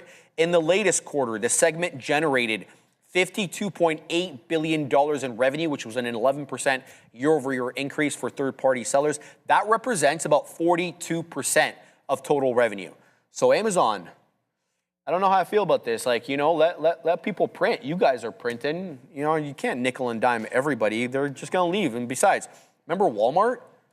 Walmart's doing this too. They've got a third-party marketplace as well. What people may shift there. Right? If you're going to get nickel and dimed, why would I want to stay there, Joey? Yeah, exactly. Yeah, I mean, give me a couple more. I'll be out of this trade momentarily here, sure. You just give me a couple of minutes. Okay, let's go on to the next story. Let's see what we got over here. Sorry, give me a sec, guys. Let's talk a little bit about Elon Musk expanding his chip supply chain outreach for the Terafab vision that he's been talking a lot about. Elon Musk's team has begun. I see it, Adam. PBM has reawoken. Thank you very much, Adam, for the $2 super chat. As always, killing it, brother. PBM is on the way to 9. If it breaks through 9, it could take out that 9.97 high into $10. So be on the lookout. PBM up 195% and off the lows. Let's continue on here. Elon Musk's team has begun reaching out to major semiconductor equipment players. We're talking about AMAT, Tokyo Electron, Lam Research, big names. The research is tied to Musk's broader vision of, you know, vertical integration, bringing chip design and manufacturing in-house, hence Terafab. The staff tied to Tesla and the SpaceX ecosystem are actively requesting both pricing and delivery times from the aforementioned companies. The effort spans the full chip-making stack. We're talking about photomasks, substrates, etchers, deposition tools, cleaning systems, testing equipment, the entire stack. Get it, Joey. This signals a potential move beyond just chip design into deeper control over fabrication infrastructure. And the outreach aligns kind of with the broader industry trends where hyperscalers and AI names are kind of seeking supply chain control amidst chip shortages. We've talked a lot about RAM and some other kind of industry headwinds where there's bottlenecks. The bull case is here that Tesla gains tighter control over their AI compute supply that helps possibly accelerate FSD, robotics, etc. The bear case is it ends up being a huge CapEx spend and, you know, maybe not get that much out of it because the chips aren't that good. Near term, though, it's very early stages, but markets may interpret it as another expansion, an aggressive expansion vision. There goes EVTL into some area highs, looking to wet the beak here soon. And likewise with Onfo, drop down Onfo. We've got some shares on you here, buddy. We're going to be covering a little bit here. What do you got? Good stuff. I mean, I was looking at the scuff. That was like straight. All right, man. I just punched a bunch of size. I had more than double the amount of size on this specific short. Looking for a scalp. We take some off. It gave me that flush down. I'm like, all right, the long didn't work. We got it when we were supposed to. And I'm like, you know what? This thing is going to sell a little bit. The volume steps in, and we just hammered it for a small scalp, to be honest with you. But it worked good. I mean, from where we were, 12 cents all the way down to 94. We'll take that all day, every day. A nice volume-weighted average price signal here on the TQs. We're going to attempt a long. If it breaks VWAP, we're out of dodge. But that was a nice little move, especially on the flip. I wouldn't necessarily recommend it. That's why I had to focus on the trade, is because, like, okay, I'm putting on something very, very risky right here. I need to get out immediately just in case it goes against me. And fortunately enough, it didn't whatsoever. So a nice move on Robinhood. Now we're long the NASDAQ at this level. Let's see if we can get a bounce. Why am I long NASDAQ here off of this 5-minute time frame? Right here, you can see that indecision print after this pullback. See if we're going to continue to climb. Would I ideally like to get at the lower end of the range? Yeah, absolutely. I went half size first. I'll add a little bit more down here, but if it breaks, then we're out of dodge. All right, let's lock in. Let's get into the news. Next story, unless Adair has something to say. Just comment on this one, man. I don't. Tesla. I wasn't paying Fab. attention. I wasn't Tesla paying Fab. Terafab. Okay, so like, I mean, as for Elon, essentially, I like what he's doing, right? He's spending the money. He's going to need the chips, obviously, for everything that he's constructing right now. It's going to cost him a lot, and I think we're going to see that reflected in the earnings report of how much he's going to get in from a CapEx spend standpoint. All right, Adair, give us your take. Yeah, I have a couple things I actually want to say on this for TSLA. For one, I have this visual. I actually made this yesterday. It's going to come out, I think, around 2:30 p.m. today, but very well timed given this new contact here for Elon Musk trying to hit up Lam and AMAT. One thing as well, the report that I saw on this actually said that in addition to Lam and AMAT, they've also hit up their friends at Samsung, who we know were involved in the AI5. And again, I think maybe more likely to go with Samsung, at least, you know, as the main company, not just a supplement along with AMAT and LRCX. So it's kind of hard to see until we get confirmation if it's going to be like a great catalyst here for LRCX and AMAT, but we're going to have to wait and see on this. I think also what's interesting here, companies that have confirmed to be involved, obviously SpaceX, XAI, Tesla, but INTC got that really massive spike over, it was like a 9-day straight green period, at least partially motivated by its involvement in the Tesla Terafab project. Now, SMCI is not confirmed. They claimed that they were indirectly involved with this and on their social media. To my knowledge, Elon has not denied it, and they never actually used the word Terafab. They just said, this project in Austin, which was very clearly referring to Terafab. So yeah, I mean, I think interesting look, interesting, hopefully rundown here of some of what we know right now about Terafab and the players involved. You will get more details, like I said, in this infographic coming out at 2:30 p.m. I also want to mention another story with Tesla, which was really interesting that came out this morning right after the bell, or right before the bell, around the bell. It involves Cybertrucks. Bloomberg reporting that apparently Cybertruck sales were pretty inflated in Q4 2025, at least partially because apparently SpaceX purchased roughly 18% of the Cybertrucks that were purchased in the US for Q4 2025. So according to this report, SpaceX, again, another Elon Musk company, purchased 1,279 Cybertrucks. Again, that's of the total US Cybertrucks, 7,071. So again, 18%, roughly, you know, 1/5 of all of the Cybertrucks. So again, we did have a bit of a drop on Tesla at the open. Some people attributing this to the fact that looks like there was, at least appears to be, a bit of an inflation here when it comes to Cybertruck sales by another Elon Musk company. Yeah, that's never a good look there, but we'll see what he's using them for. But with respect to kind of the different companies that Terafab is reaching out for Tsla'S, a lot of these companies that they're reaching out to are chip tool makers, right? That differentiates them from people who actually produce the wafers, like the Samsungs, like TSMC. That's more of a completed product, right? You need the tools to be able to get to that completed product, and that's where Lam comes in, that's where AMAC comes in, the ASMLs, et cetera. So good look there. We'll see exactly how that all pans out, but this is more of a longer term thing. All right, sorry guys, just got to deal with some of these trades here. EVTL right back into some area highs, so we're going to wet the beak there. 345 area high with a 355 high. But looking back on Onfo, yet again, there is a buyer at 140. I don't even think we've been through 140 since let's see, 9:30. So now we know for a fact that there is a great possible flat bottom break that may brew. Now it may not. That 140 buyer could put a damper on everybody's long party. We don't know, right? You know, it's already bouncing here into 144. So be on the lookout here. I've got 55s on, so we've got a nice little buffer. We'll see exactly how this all pans out, but Onfo in focus, as is EVTL. All right, let's go on to the next story if I can find it. Here we go. All right, let's go, Joey. What do we got next? We don't want that, Assassino, because that's going to block. Talk about this. So this story is from yesterday. Obviously, Cadence expands their AI partnership both with Google and NVIDIA. So Cadence shares did move up yesterday about 4% more maybe after announcing a new partnership with Google to integrate its ChipStack AI super agent with Gemini on Google Cloud. The deal pushes Cadence deeper into that kind of agent-driven chip design. And the NVIDIA tie-up here, let's talk a little bit about that. Cadence, also expanded its relationship with NVIDIA to support agentic AI, digital twins, and physics-based simulation workflows. The collaboration here is going to integrate Cadence's software with NVIDIA's own software, CUDA, an accelerated computing ecosystem that kind of tries to reinforce its position as an important member in the AI stack. The bigger theme here is, though, that the announcement reinforces the broader trend. AI is now reshaping semiconductor design and engineering workflows. How many times have we been talking about this? Look at all the custom ASICs that are being built for application-specific tasks, right? Whether it's the Broadcoms or the Marvells doing it. So it's changing, literally, chip design. Cadence also positioning itself as a core infrastructure player in the AI stack, and that kind of is bridging the gap between, or bridging chip design, I should say, simulation and deployment, Joey.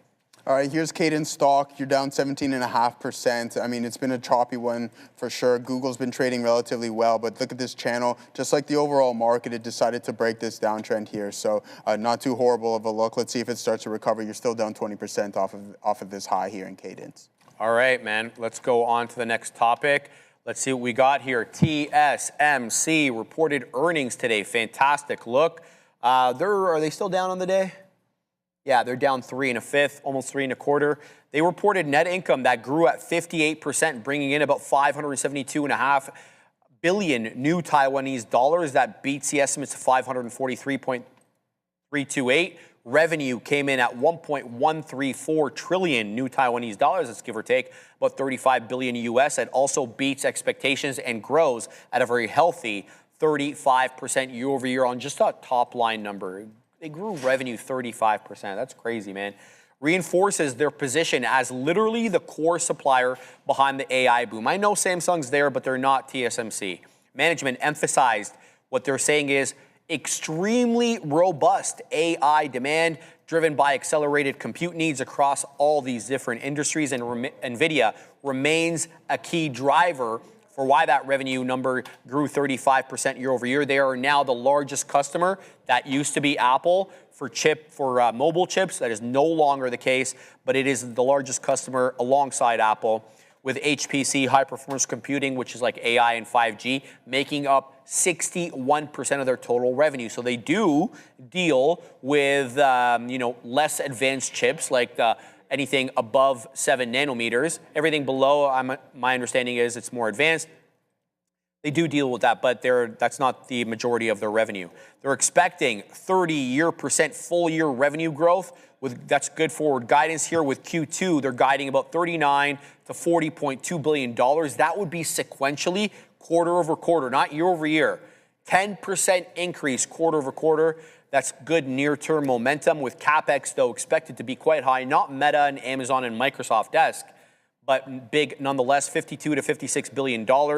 And they're obviously building multiple fabs all over the world, 2 under construction still in Arizona, in addition to the one that's already completed. Their advanced chips accounted for 74% of wafer revenue. Again, that is anything less than 7 nanometers, with 3 nanometers alone. Just the 3 nanometer category accounting for about 25%. Nothing really else to add here. Some concerns, obviously, about supply chains with helium, hydrogen, energy because of the Middle Eastern disruptions, Joey. So Taiwan Semi, good luck. Yeah, I mean, maybe not on the day, but you know what I mean, yeah.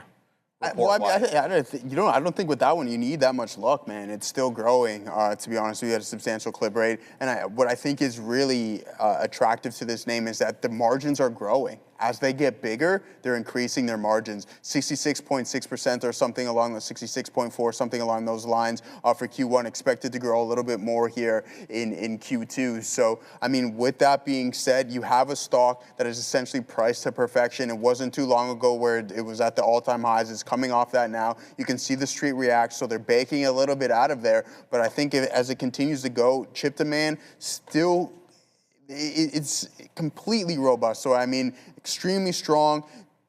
NVDA needs more capacity. That's why they're building the fabs in the States. And I think that's going to help drive TMC to essentially new highs. It's not going to be very long until it is at that new all-time high. All right, brother. Pepsi up 2 1/3. They reported this morning as well. Let's talk a little bit about that. EPS of $1.61, that beats $1.55 on $19.44 billion in revenue. That was well ahead of the $18.94, so beat on the top and bottom line. We're going to pause for a second. We're going to Adara. Keep an eye here on CRML, spiking higher as we see reports that U.S. Trade Representative Jamison Greer is preparing the text for a plurilateral agreement with a select group on critical minerals that'll also include a price floor. So again, keep an eye here on CRML. One of the names to watch for this, I believe UEC is another name within this space. They're not reacting to this too much, but again, CRML spiking higher. Critical minerals names on watch with this plurilateral agreement reportedly being struck by U.S. Trade Representative Jamison Greer. Keep your eyes on MP as well, up 5%. Just popped on that news as well from about 61.5 to 62.75. Let's see if we get follow through on MP, up $63, I think, intraday high. Let's continue on with Pepsi. So their net income rose 27% year over year. That take-home money is now $2.33 billion on the quarter. Shares were, modestly higher as we talked about. Pepsi's almost up here, 2 and change. North American food segment returned to growth finally with 2% growth there. That's the first increase for them in over 2 years.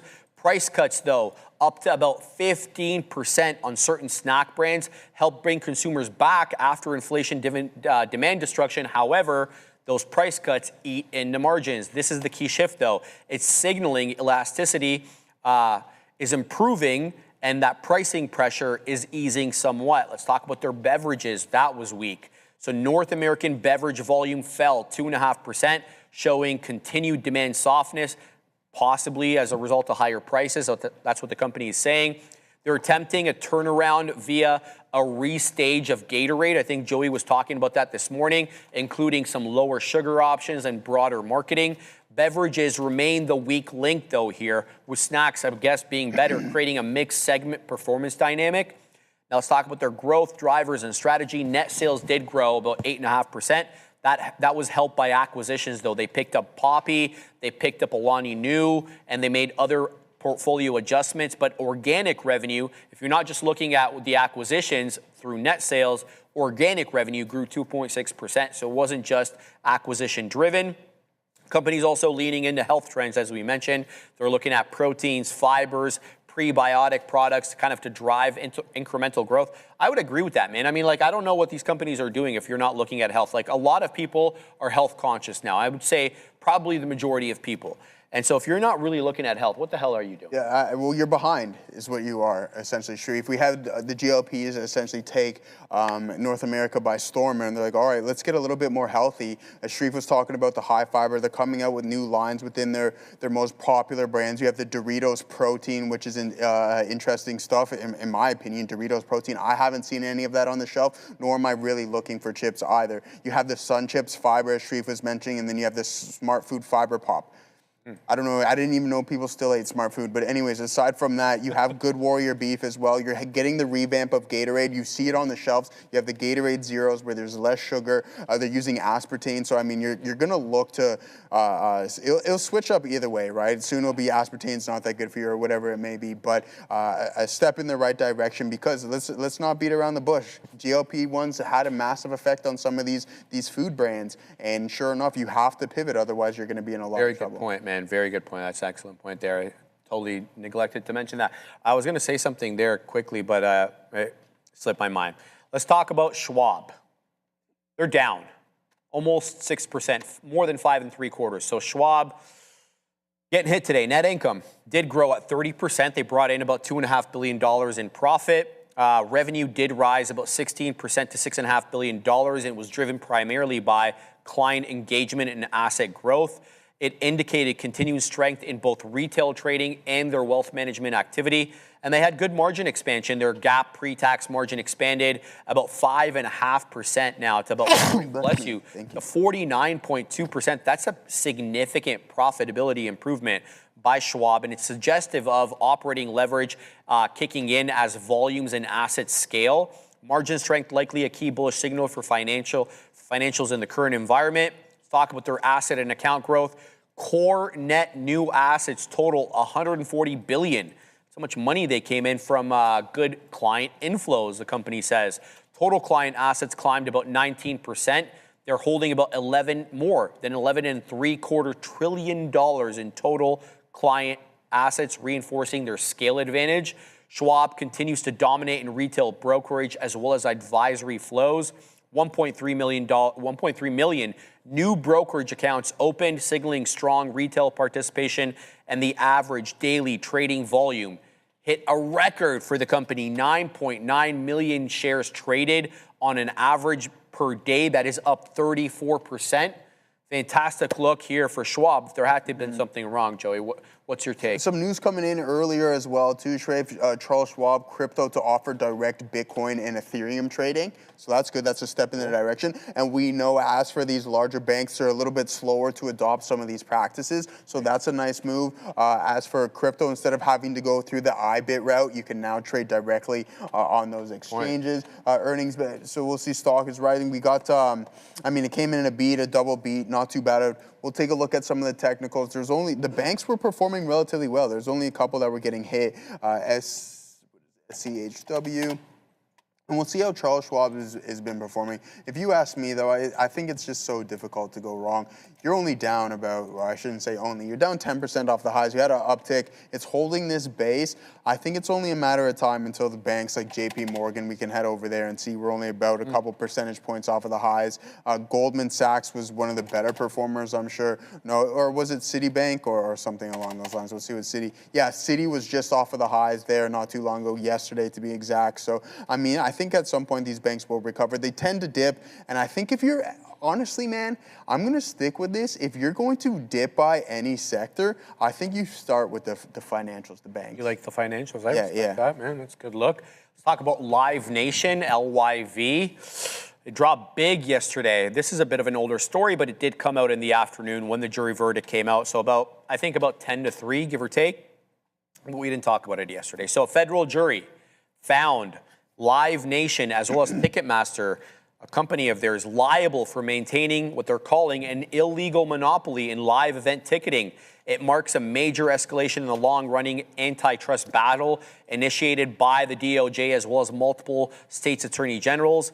The case now moves into the damages and potential remedies phase. Now that they've been found liable, we got to figure out what we're going to do now that they're liable. So they're going to either pay or they're going to have to change and or both, right? Specific performance and damages. Stock dropped about 6.3% on Wednesday with additional weakness into today's sessions. It was negative in the pre-market, but it's up now 2% on the day. Despite this sell-off, shares still up a little bit less than 10% year-to-date.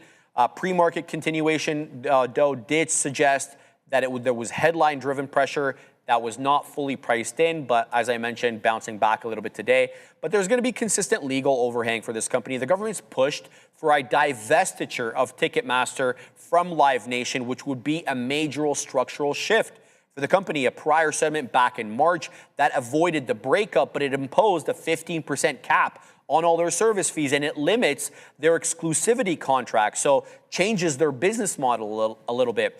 However, the jury verdict reopens the door for even more aggressive remedies, right, depending on how the court rules at this phase. The company is positioning, though, they're saying, look, the verdict is not the final say, which signals that the company likely will proceed to an appeal. They're maintaining their dominance via what they're calling venue ownership control and Ticketmaster's global distribution platform. This is a vertical integration, much like we see with Tesla. It's exactly what regulators are targeting, though. They're seeking to break it up. So, Joey, yeah, you never really want to raise the ire of the regulator. No. But I got to tell you, I don't have very little sympathy for this company.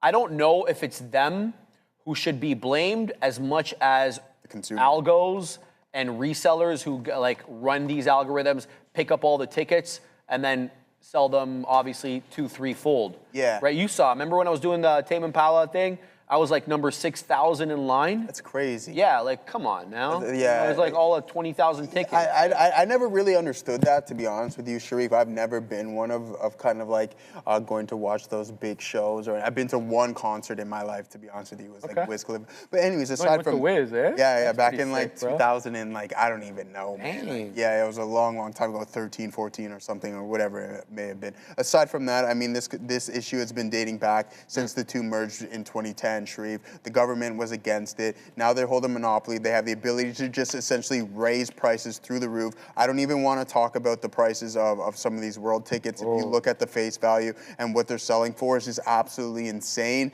And there's something has to be done. But again, if they're like, we see that they have a monopoly essentially in the space. If they're doing it, if they have to divest, I don't think it's going to make that big of a difference because it'll just go over onto another platform and people are going to do the exact same thing. If there's a mass amount of demand for these tickets, people will start to pay ungodly prices for them. Can I say something to you though? Yeah. Can we really just blame the resellers?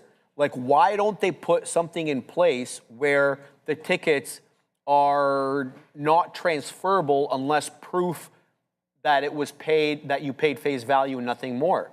Like, why don't they implement some sort of system that helps protect the kind of the integrity of the price, right? Because that's what's happening now. You're picking up a ticket for $150 because you got some algo running when you're at work, and then you're selling it for a C note. So you know what I mean? Like, yeah, why don't they do something about that? How would you do that? They got to like, figure it out. That's not my job, yeah, bro. It's not your job, right? But like, it's like, hey, you pay face value. Maybe it's like you put some cap from a percentage standpoint, like you can't sell it for X Another amount. good point. But how do you do that? There's got to be some way to enforce it. There's got to be a way. Right? Like, it's like, but it would be difficult. So it's like, so say you buy those tickets for $100 and it's like, okay, Joe, I'll sell them to you for 120. Right. How would they even know that? Well, your boy Big Dougie's doing it, the premier of this province, kind of like the governor. He's introducing legislation, ironically enough, that he killed when he took office from the Liberals, and he's reintroducing it. So clearly, the regulator is going to do it, right? And if the regulator is going to do it, they're going to force the company operating in this jurisdiction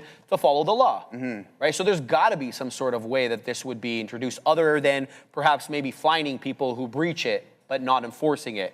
You know what I'm saying? It's tough. Like I can understand the fact, like, if you're getting it from the Ticketmaster, there has to be a cap there. But once it steps outside of that domain, I don't understand how you would cap it, right? Like, because you can it's like, hey, from me to you, it's an e-transfer away. Right. Like, you pay whatever. How are they going to monitor that on this specific? Well, I mean, you just need proof or something. Anyway. I think it'd be a little bit more difficult than. Probably. Yeah. But like, you know, to be honest with you, it's kind of their job.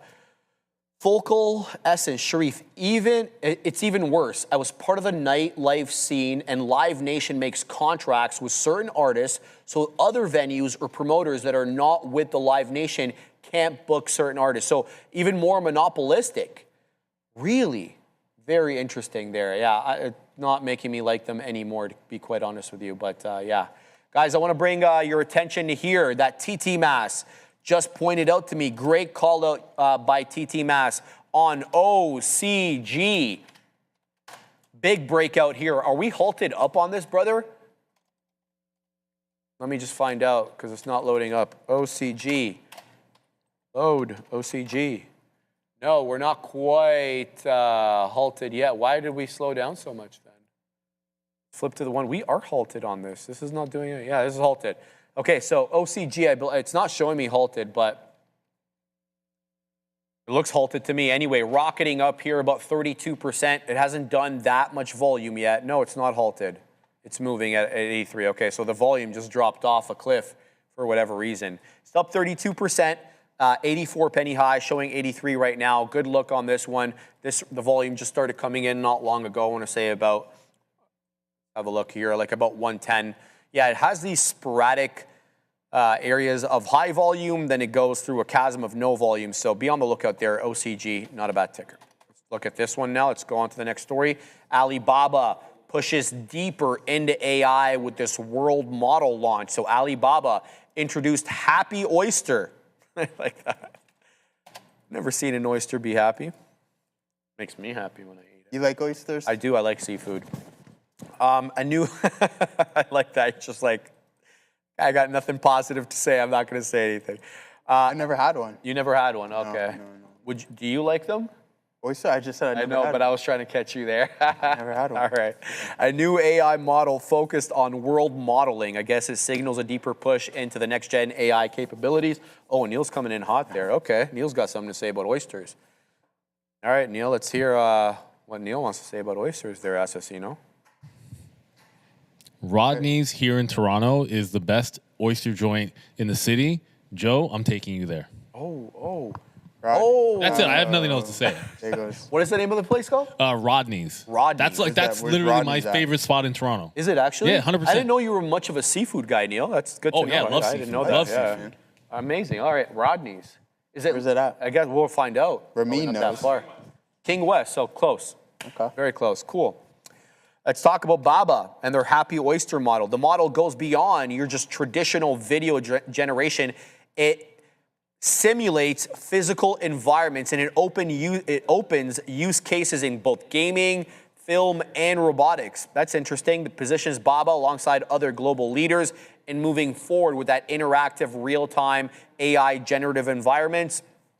Unlike standard prompts, the output workflows, Happy Oyster continuously responds during generation, which enables dynamic content generation. It's capable of producing up to 3-minute long videos.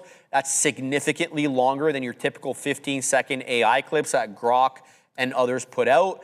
And it also suggests a shift towards persistent AI system, not just like a one-off generation tool. Well, that's going to be key for future applications, whether it's movies or shows or whatever. I know that the actors have an opinion on that. But it is now entering the world model race alongside players like Google with their Genie 3 platform. The space is evolving quickly as firms race to build AI systems that simulate real-world environments in real time. Chinese firms, I should say, including SCHW Technology, are investing heavily, Joey, indicating intensifying global competition. And this is yet another video generation AI system that we see coming out of China. Yeah. Did you see that one that had... Which one were we talking? Was this the one we were talking about the other day? No, there's a new one. But remember that one with Tom Cruise and Brad Pitt? That video that went viral? And I know, I never seen that one. Yeah, I thought maybe you saw it on X or something, but yeah, it was ridiculous. It looked fantastic. Really? Was it glitchy or anything along those lines? Very clean stuff. Ooh, yeah. I mean, like, listen, it seems like it seems like Alibaba is essentially doubling down here. They want to compete with the best. What I'm reading about this specific tool is that it can generate videos significantly longer than the typical one, Shreve. 15 seconds is what we're looking like. This can generate a video up to 3 minutes, and it continuously speaks and just gives feedback as you're generating that video. So, I mean, there's no way this is AI. This is real. I don't want to show too much of it so we don't get dinged, but this is real. This is not real, is in the sense that, like, these are not, they've never done this, but that's what the video, it's insane. That is incredible. I'm going to put it in the chat for you guys if you guys want to watch it. There it is right there. But that's what they're doing now, Joey. Yeah, I mean, this is a big double down from them. It looks like a fantastic tool, in my opinion. Also, going to be implemented into video games. Like, when is that next generation of video game going to come out and just be more realistic? If you have tools like this, I think it can be absolutely game-changing. So. That's an amazing way to lose an audience, Fabian just said. Because I'm assuming, Fabian, why you're saying that is because you're anti-AI replacing actors, and so you wouldn't watch AI movies. Is that correct? Correct, yep. So but what you just seen, would you even have known if that was AI? And they may hide that from you. But Fabian, you can tell now. That's the problem. But you know how, when this gets better, let's just say 5 years down the road, is there some sort of disclosure requirement the studio is going to have to say? You know what I mean? But if they use someone's likeness, like if you sell the rights to your likeness to the studio so that they can kind of use you for a movie, but maybe some of the other scenes that, and you know, kind of weed out stunt doubles. I was just about to say that.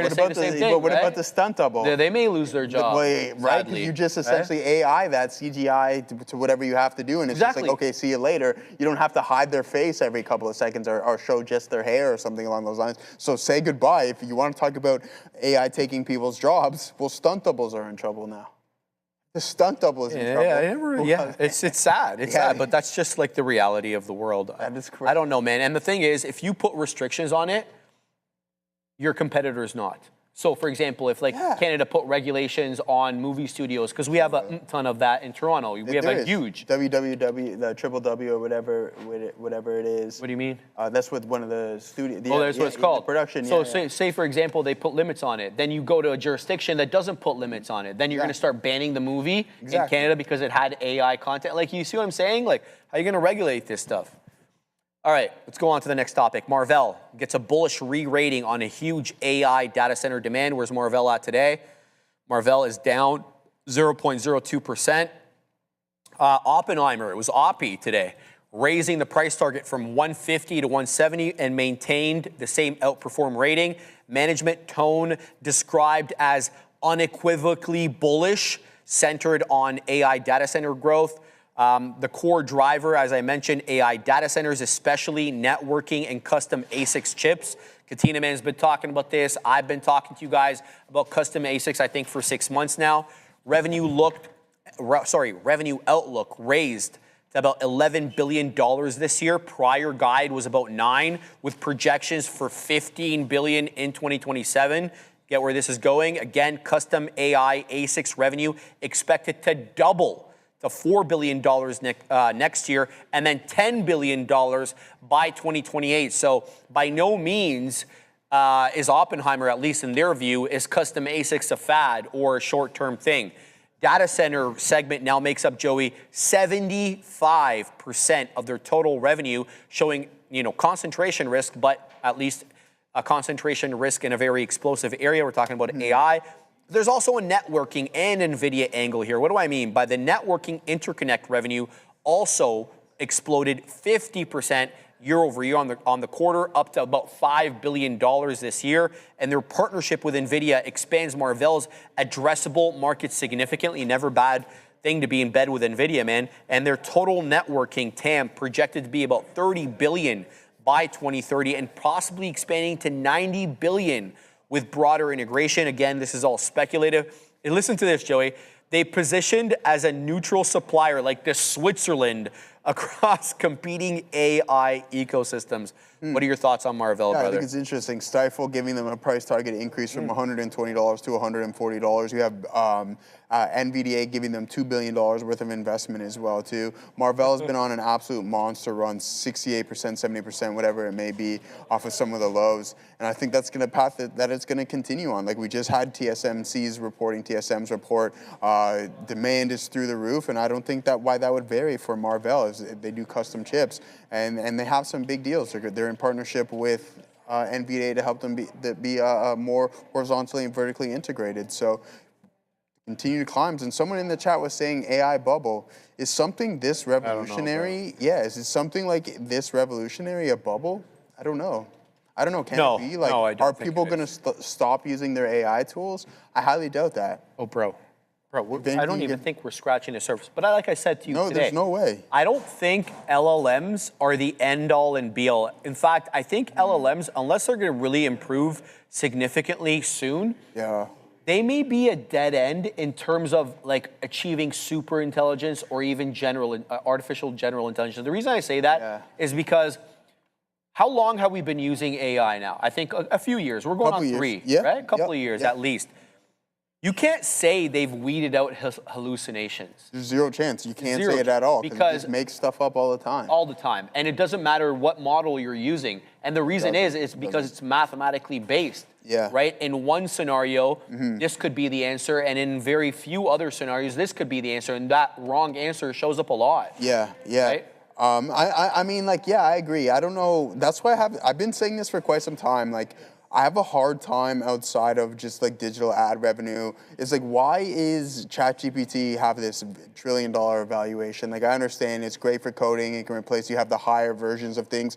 But like, if you're going to continue to grow, I think you have to start to step outside of the actual computer. And that's like implementing your software into maybe a robotics hardware. And I think that's where that next step is going to be, in my opinion, right? So you have that large language model implemented into the Optimus or whatever it may be. I think that's where you really need to take that next step forward, is when you can combine the function of a humanoid robot and then these large language models together. I think that's when you can really take that next step. How long is that going to be from now? I mean, I don't know, 10 years or so. But I think that's Elon's dream. That's what he's looking towards. Yeah, let's take some of the comments here. Slow Motion says it's only the beginning. Chad 09118 says look at the CapEx versus 2000. I'm assuming you're trying to draw the comparison that this is a bubble. I don't know. The internet.com obviously was a bubble. There's no question about that. It took about 10 years to recover. But the internet is like ensconced in everything now. So maybe some of the big AI names sell off, but I don't think AI is going anywhere, to be quite honest with you. And it wasn't really the Ciscos that made a lot of money. We saw all the companies that built their framework on AI subsequent, to be quite honest with you there. And then he says, we have no idea what we're talking about. That's nice. Hillary, soon there will also be an AI version of Sharif and Joe. And Hillary, that's where I'm going to actually agree, but also disagree on what that means. I think that there's going to be so much artificial content out there because AI video generation and everything like that, that people who are real are going to be at a premium because people are going to want something that's more real, that's not artificial. That's just kind of where I feel these guys, that direction may go. I want to make this point as well. I don't know if this is the best analogy, but you have a drill, right? Like you take a drill, people aren't going to go from using a drill to using a hand screwdriver. You know what I mean? So like if your AI tool or whatever you're using makes you that much more efficient, are you going to go back to typing out line for line and doing all this stuff? No, I don't think you take that step backwards. I know some people that still do though. SIDU That's is breaking fine. out. You can still do it, and those people are like, "Hey, I have no reason to adopt to using these tools. If you still use them, that's fine. But the chances of you going from the quicker and efficient way, taking a step back, is very unlikely." I agree. I don't think everybody is as quick to embrace AI. I think a lot of people also feel it makes you a little bit less research savvy. And maybe the people who are using it for writing, they lose their writing skills a little bit if they rely on it. Absolutely. Right? Yeah. You lose that thinking out of the box mentality. But I guess that's like you got to, if you're going to have something that's efficient as this, you're going to lose a little bit of that. I don't disagree with you at all on that. Garrison, we all need to copyright ourselves. I think we all have right to our likeness just by default, guys. So, but I do see what you're saying. All right, guys, SIDU is breaking out. The DO is at the day high right now, 575. It's on its horse here, and it's up about 17.5%. We could see 6 here on SIDU. Keep your eye out on this one. I'm monitoring it on the side over here, guys. Also, Eder says look at NVTS, so be on the lookout for that as well. Let's talk about hims and hers because we only got about 10 minutes left on the show. Hims and hers. Now, this is peptide based, right? I was talking to Joey yesterday about peptides, ironically enough, not knowing that this headline even came out. Health and Human Services Secretary RFK, he's everybody's favorite, right? Signaled the FDA is moving to remove 12 peptides from the restrictive category 2 classification, I should say.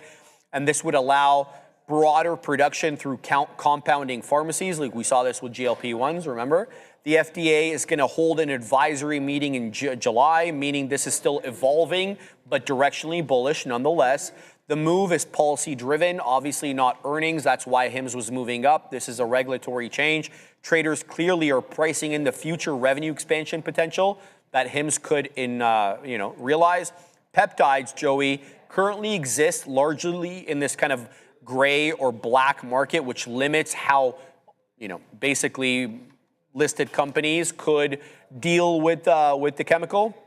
Regulatory clarity would shift demand towards legitimate telehealth providers like HIMS offering it as a product, and HIMS is actively preparing, according to the report, to expand into peptide-based therapies. If allowed, this opens a new potential vertical alongside weight loss and wellness offerings. So this is very, very interesting in terms of peptides. That's something that you and I have been talking about because, let's just be honest about it, man. It is a burgeoning part of, let's just say, gyms and health in general. Like a lot of people talking about peptides. It's that new thing, right? Yeah. Like it's that new toy coming into the market. I mean, there's a lot that we can take. It's still early stages. You're seeing the market start to price a little of it in here. But at the end of the day, if you can start selling some of these off-market brands, compound it, whatever they need to do for hims and hers, that's only going to benefit them. But I think it's still a little ways away because they decided in 2023, they had a ruling against it, didn't they? So they're looking to reverse that so they can start. I didn't know that. Yeah. I so didn't in know that. 2023, I was just reading that right there. So in 2023, there was a ruling against using these compounded things, and then sure enough, bang. I'm not discussing with any Chinese suppliers on my phone vis-a-vis WhatsApp anything about peptides. Okay, good. I don't want you to get that idea, We wouldn't Joey. want There that. aren't like 4 conversations here with major Chinese suppliers in Shenzhen or anything. Oh, like okay, that. all right, good. No, I don't want you to get the wrong do idea, that. Joe. Tell him, hey man, you got anything else over there? This guy, bro. Apparently, UNH is flying up. Having a look. Oh, yeah, it's breaking out. I don't know what's going on. I'm looking. I don't see anything on the blotter. As soon as Adira finds out, she'll let us know, but I personally don't see anything on my blotter. Healthcare stocks with what? What is this? No, this is just, okay, this is a good put call. Sentiment is bearish, actually, for UNH, according to this. Let's go to Adira. This is not about UNH. I have not seen anything on UNH. There's not a lot of social media attention on it, but I do want to talk about MSOS, which had a noticeable, as you can see, spike up here. It's already pulled back some of this, but marijuana moment, reporting that a bipartisan bill to save the hemp industry from renewed federal criminalization could be filed this week, according to Senator Rand Paul. So again, marijuana moment reporting that Senator Paul said that a bipartisan hemp industry-related bill that could save that industry from renewed federal criminalization, that could be filed as early as this week. MSOS, back to you. There you go, Neil. Thank you very much. He came all the way back to his desk for that. Ran back. That's committed, man. That's committed. Shout out to my man, Neil. All right, we got a few more minutes. Let's talk about Zoom. Who remembers this pandemic, darling? Zoom appointed Russell Dicker as Chief Product Officer to drive its first AI product transformation. Dicker brings 25 years of experience, including leadership role. What are you laughing at? At Microsoft Teams, Google Maps, and Amazon. His mandate here is to integrate AI and machine learning across Zoom's full product suite. So very much they're looking here at AI. Here's a strategic direction shift, Joey. So the focus is on embedding AI to automate workflows and improve productivity inside Zoom's ecosystem. They're kind of really focusing here on towards enterprise AI platform positioning, and it aligns with Zoom's broader tech trend of AI native collaboration tools competing with Teams, Microsoft Teams that is, and Google Workspace. We use Google here at work.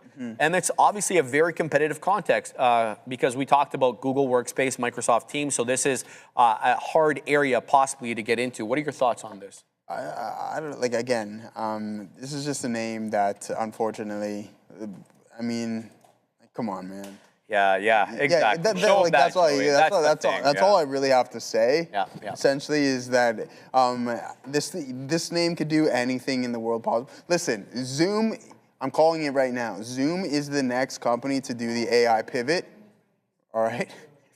So let's. All right. There's something going on here, guys. Go ahead. Yeah, let's go. Adira. We have to talk about Palantir. PLTR pushing lower here, saying reports that the White House is considering giving U.S. agencies access to Mythos. That is that Anthropic thing that they had coming out here, that basically there were initially, I think, some security concerns here. Now it looks like, again, reports that White House will be moving to give U.S. agencies access to Anthropic Mythos. Now, why is this significant? Because Palantir is known for their government contract access. Again, PLTR dropping lower here. Some Anthropic competition, specifically with their Mythos, at least reportedly.